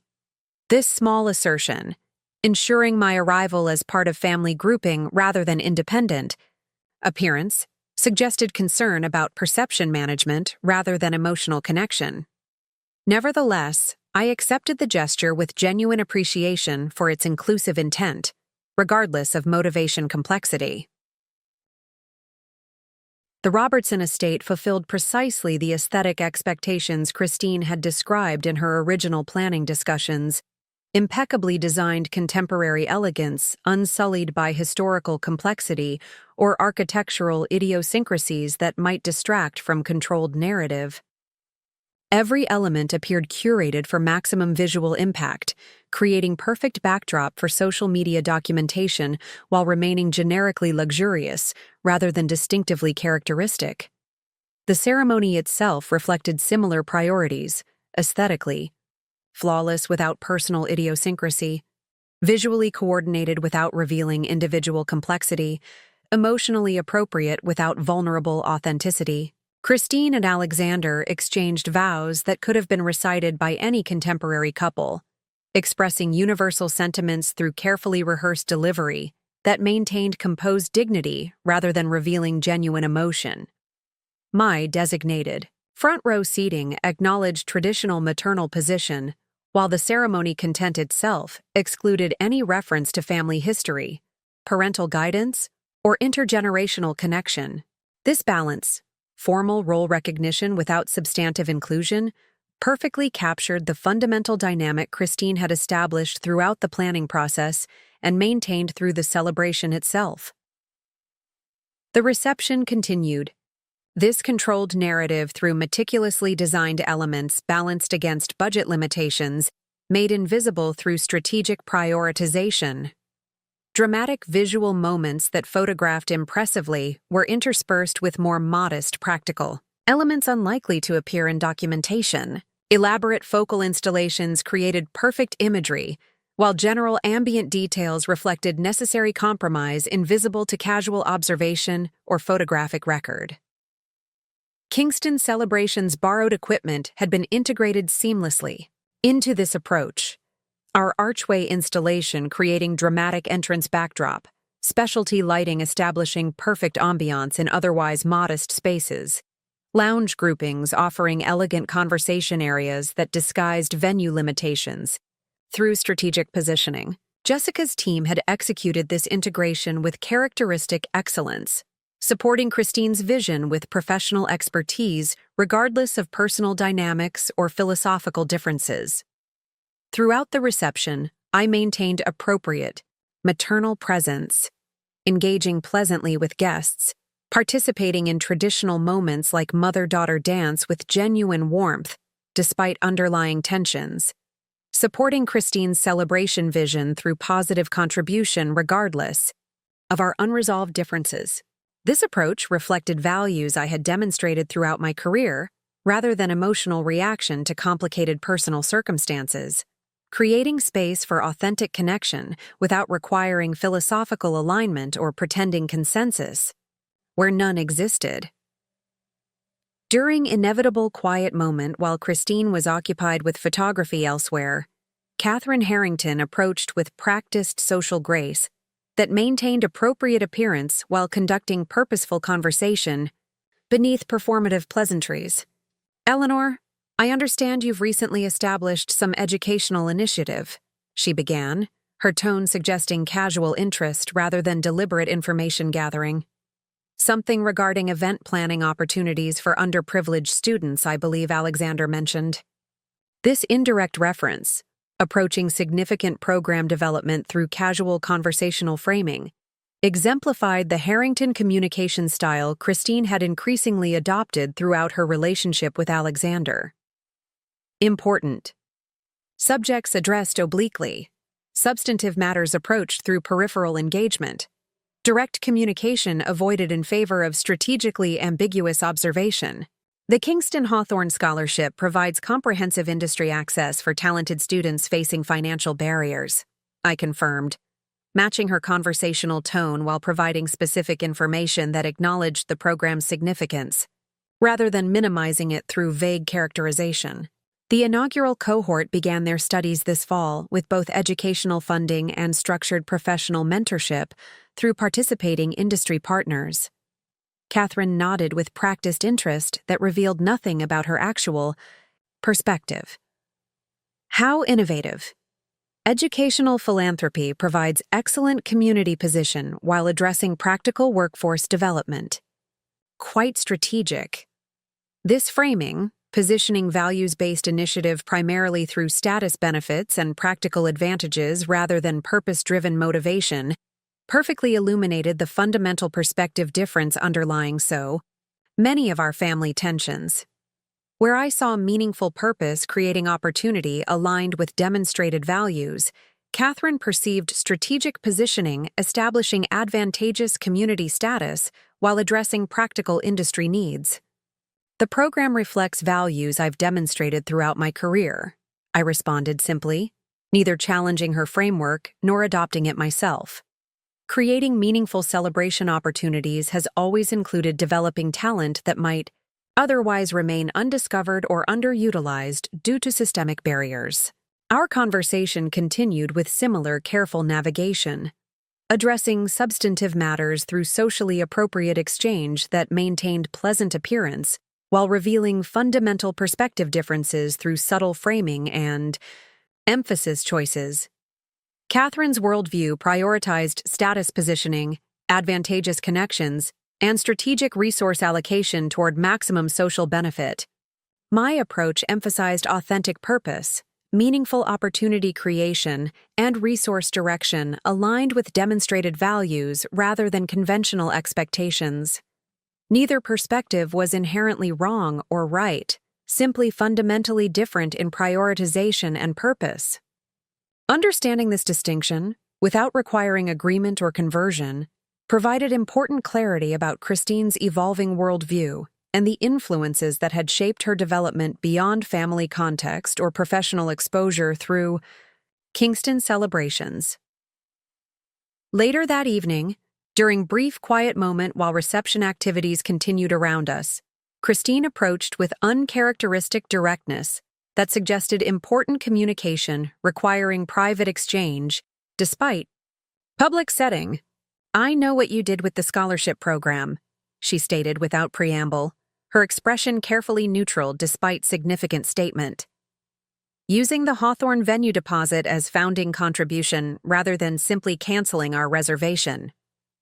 This knowledge, apparently acquired through professional networks rather than direct disclosure, had clearly shifted her understanding of my decisions from purely reactive punishment toward purpose-driven redirection. Whether this information had come through Elise's industry connections, Alexander's family investigations, or other channels remained unclear, but the awareness itself represented important evolution from her earlier characterization of my choices. Resources directed toward values-aligned purposes create more meaningful impact than reactive responses to difficult situations, I acknowledged, neither apologizing for the decision nor weaponizing its positive outcomes against her previous objections. The program has already created opportunities that would have remained unavailable to talented students despite their evident potential and commitment.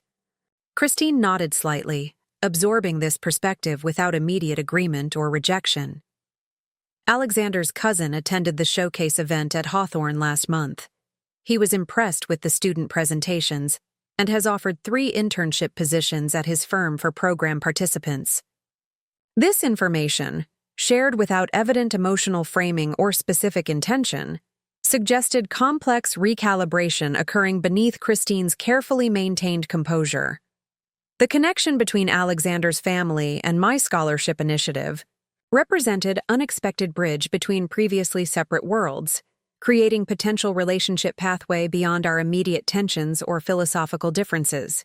Professional opportunity based on demonstrated talent rather than financial access or family connection benefits everyone involved, I observed, acknowledging the internship development without overinterpreting its significance regarding our relationship dynamics. The students gain valuable experience while firms discover talent that might otherwise remain inaccessible through traditional recruitment channels. Our conversation paused as Alexander approached, his expression suggesting mild curiosity about our private exchange amid public celebration. Christine surprised me by directly including him in our substantive discussion, rather than shifting toward performative pleasantries that maintained separation between family dynamics and social presentation. Mom established the scholarship program. Using the Hawthorne venue deposit, she explained without defensive positioning or emotional complication. Your cousin apparently attended their showcase event and has offered internships to several participants. Alexander's response revealed unexpected dimension beyond the polished exterior he typically presented. The architecture students particularly impressed him, he acknowledged with genuine interest rather than performed engagement.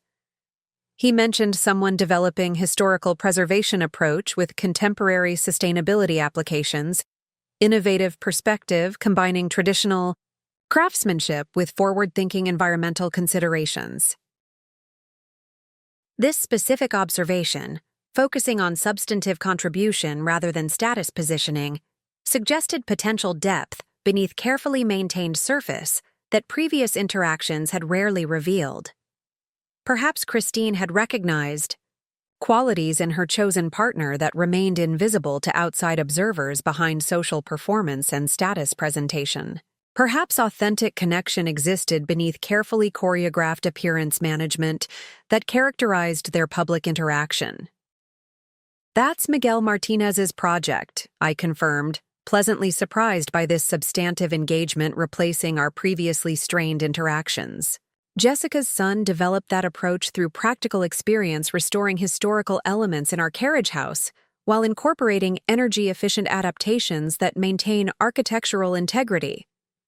Alexander nodded with what appeared to be genuine interest rather than social performance.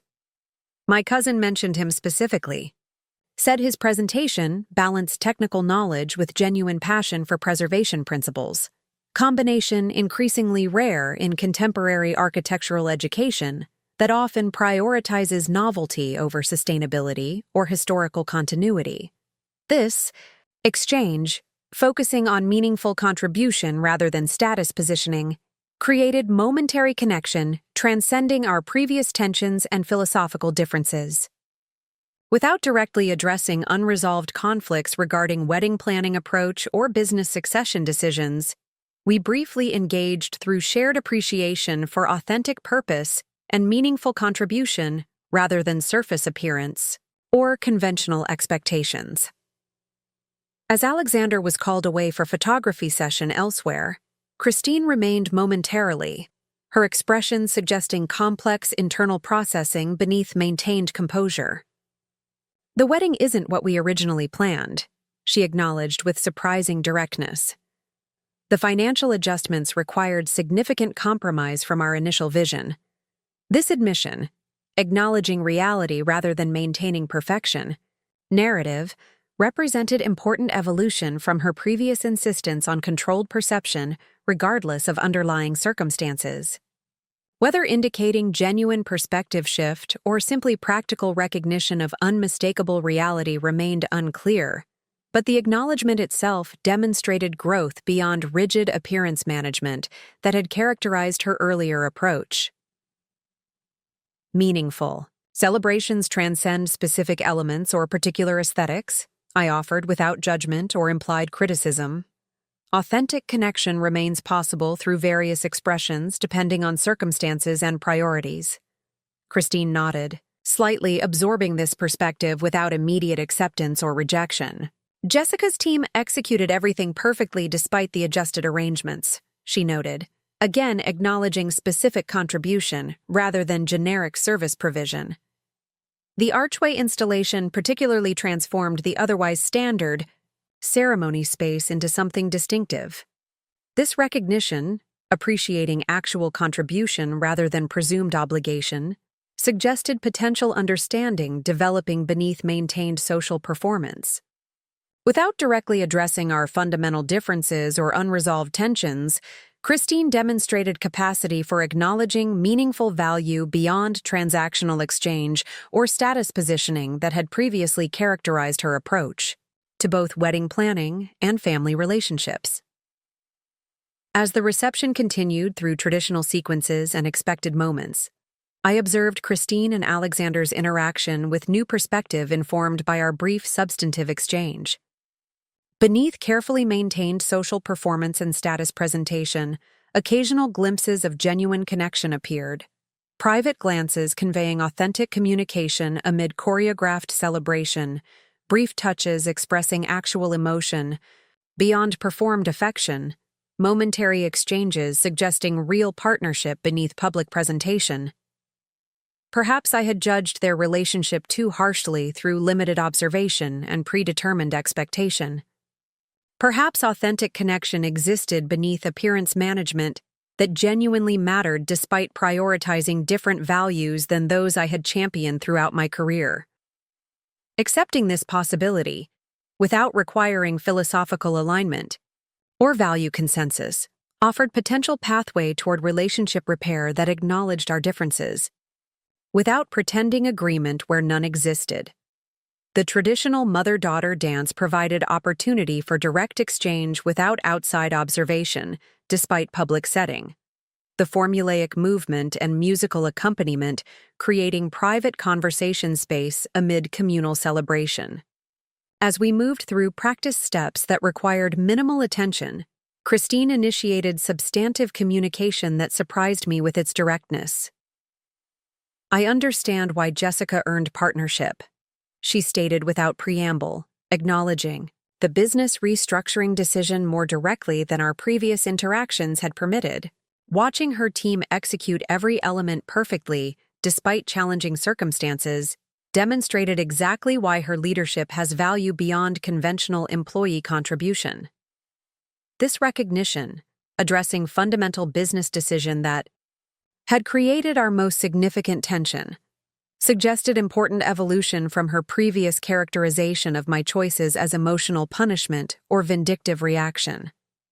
Without directly conceding her earlier position or apologizing for previous objections, Christine acknowledged legitimate business rationale underlying succession planning that prioritized demonstrated values alignment over conventional family inheritance.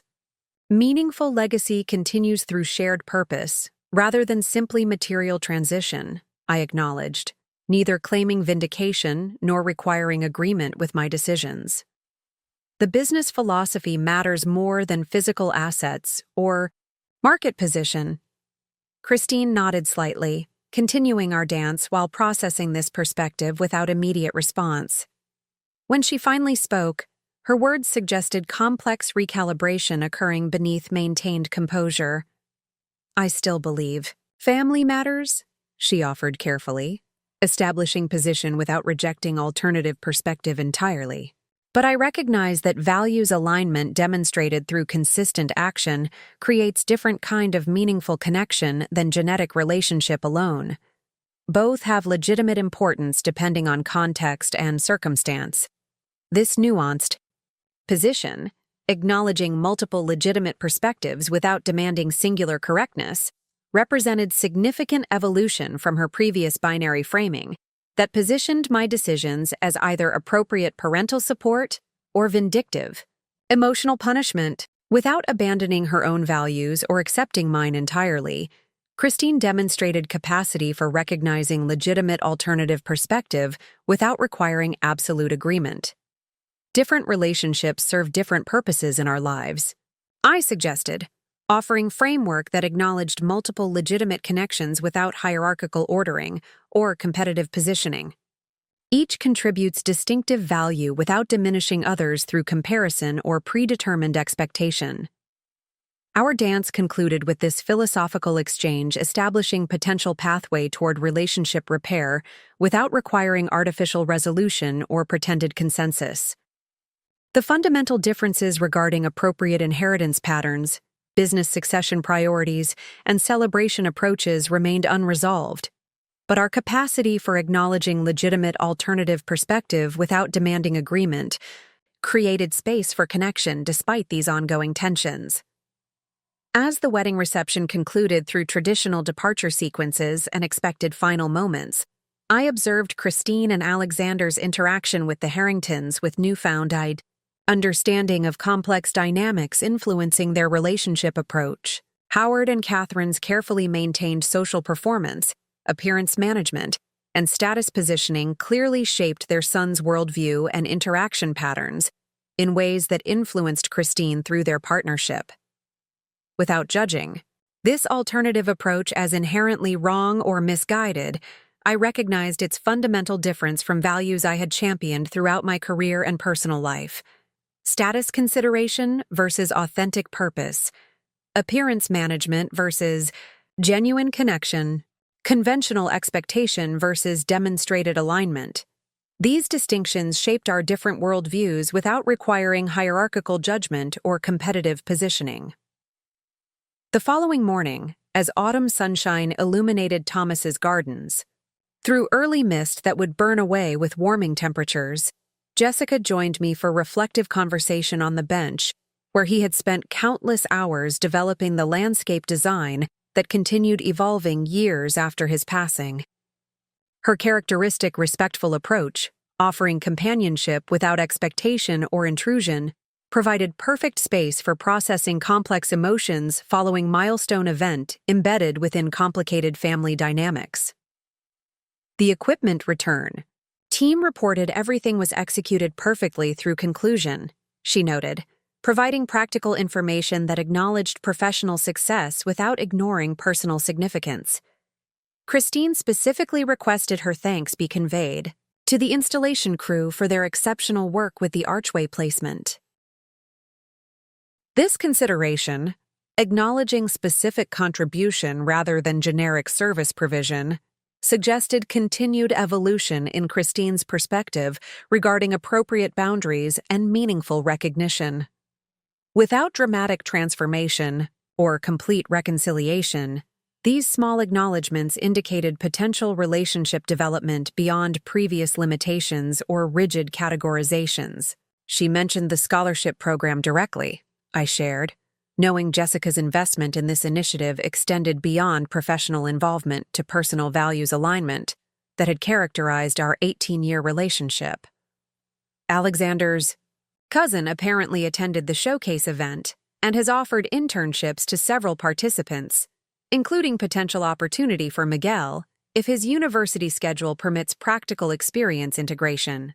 Jessica absorbed this information with characteristic thoughtfulness that balanced professional assessment with personal significance. Meaningful initiatives often create unexpected connections beyond their initial purpose, she observed. The program's impact extends through networks we couldn't have anticipated during its development. This perspective, focusing on expanding opportunity rather than personal vindication, perfectly captured the values alignment that had earned Jessica. Partnership through demonstrated commitment rather than presumed entitlement. Where others might have emphasized Christine's implicit acknowledgement of previously rejected decisions, Jessica prioritized actual impact benefiting students regardless of family dynamics or relationship complications. The Matthews anniversary. Wisdom seems particularly relevant after yesterday, I noted, remembering Harold's observation about accepting people as they are, rather than who we wish they would become. Perhaps relationship repair requires recognizing fundamental differences without demanding transformation or pretending alignment where none exists. Jessica nodded, her expression reflecting the emotional intelligence that had made her such valuable partner in both business and personal contexts throughout our long relationship. Different soil produces different blooms, she observed, glancing toward the hydrangeas Christine had admired during her garden visit. Expecting identical results from fundamentally different conditions creates perpetual disappointment, rather than appropriate appreciation. This gardening metaphor, drawing on Thomas's horticultural wisdom that had shaped both our physical surroundings and philosophical approach, perfectly captured the understanding I had been developing throughout Christine's wedding experience. Her worldview had been influenced by factors beyond my control or input. Her values had developed through relationships and experiences that reflected different priorities than those I had championed throughout my career. Accepting this reality, without either abandoning my own values or demanding her adoption of my perspective, offered pathway toward authentic relationship that acknowledged our differences without pretending consensus or requiring transformation. Christine would likely never fully embrace the business philosophy that had guided Kingston Celebrations throughout its development, I would never completely understand her prioritization of status positioning over authentic purpose or appearance management over genuine connection. Yet relationship remained possible through mutual recognition of legitimate alternative perspective, without demanding hierarchical judgment or conversion. The wedding had demonstrated this potential through small moments of authentic connection amid carefully maintained social performance, brief exchanges of genuine recognition within overall framework of different priorities and approaches. 3. Days later, I received handwritten note from Christine, formal acknowledgement following traditional etiquette rather than casual communication through text or email. The carefully composed message balanced appropriate appreciation with tentative, personal connection without directly addressing our fundamental differences or unresolved tensions. "Thank you for your contributions to our celebration," she wrote in precise script that revealed her boarding school penmanship training. The garden photography provides meaningful connection to family history, while the borrowed elements transformed our venue spaces beyond standard presentation. Your presence and participation were sincerely appreciated despite our different perspectives regarding appropriate celebration approaches. This acknowledgement, recognizing contribution without pretending philosophical alignment, suggested potential framework for ongoing relationship that maintained connection without requiring agreement on fundamental values or priorities. Christine's closing line particularly indicated evolving perspective beyond her previous rigid positioning or binary framing. Perhaps meaningful family connection exists through mutual recognition rather than identical approach, she concluded, suggesting philosophical consideration transcending specific wedding circumstances or particular celebration details. Different?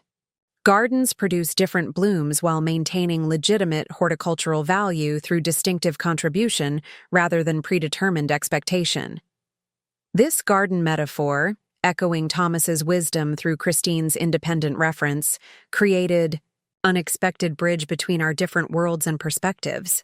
Without abandoning her own values or fully adopting mine, my daughter had recognized potential connection pathway that acknowledged our differences without demanding transformation or pretending consensus where none existed. My response maintained similar balance, appreciating her celebration without pretending complete endorsement of its prioritization approach, acknowledging her relationship without requiring full understanding of its foundation or expression, maintaining connection without demanding philosophical alignment or values consensus. Meaningful relationships transcend specific circumstances through authentic acknowledgement rather than perfect agreement, I wrote, offering framework that created space for ongoing connection despite our fundamental differences. Family continues through mutual recognition that transcends particular approaches or individual preferences while maintaining respectful engagement despite different perspectives. This exchange, formal but genuine, structured but meaningful, established potential pathway forward that neither pretended resolution of our fundamental differences nor abandoned connection due to philosophical disagreement. Christine would continue prioritizing status considerations, appearance management, and conventional expectations through her life with Alexander and the Harrington family influence. I would maintain focus on authentic purpose, meaningful connection, and values demonstration through Kingston Celebrations and the scholarship program development. Neither approach required judgment as inherently wrong or misguided, simply fundamentally different in prioritization and purpose. Understanding this distinction, without requiring agreement or conversion, provided important clarity that could sustain relationship through mutual recognition rather than philosophical alignment or values consensus. The scholarship program continued developing with remarkable momentum through institutional partnerships and corporate sponsorships, attracted by its innovative approach addressing systemic barriers beyond educational expenses. The second cohort selection process attracted triple the anticipated applications, creating opportunity to expand participant numbers beyond original projections, while maintaining selective standards ensuring appropriate candidate commitment and demonstration of genuine talent, regardless of traditional credentials or conventional qualifications.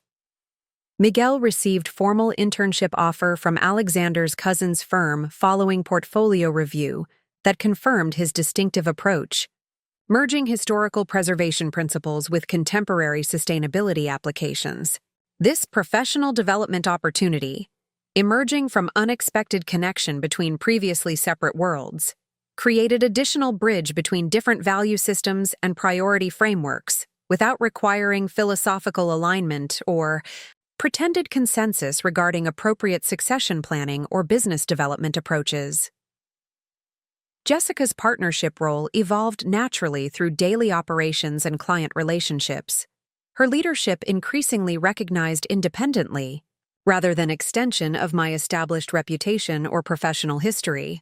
Kingston Celebrations continued flourishing under our shared direction while preparing for eventual transition that would maintain philosophical integrity beyond individual involvement, through values embedded within organizational structure and operational approach.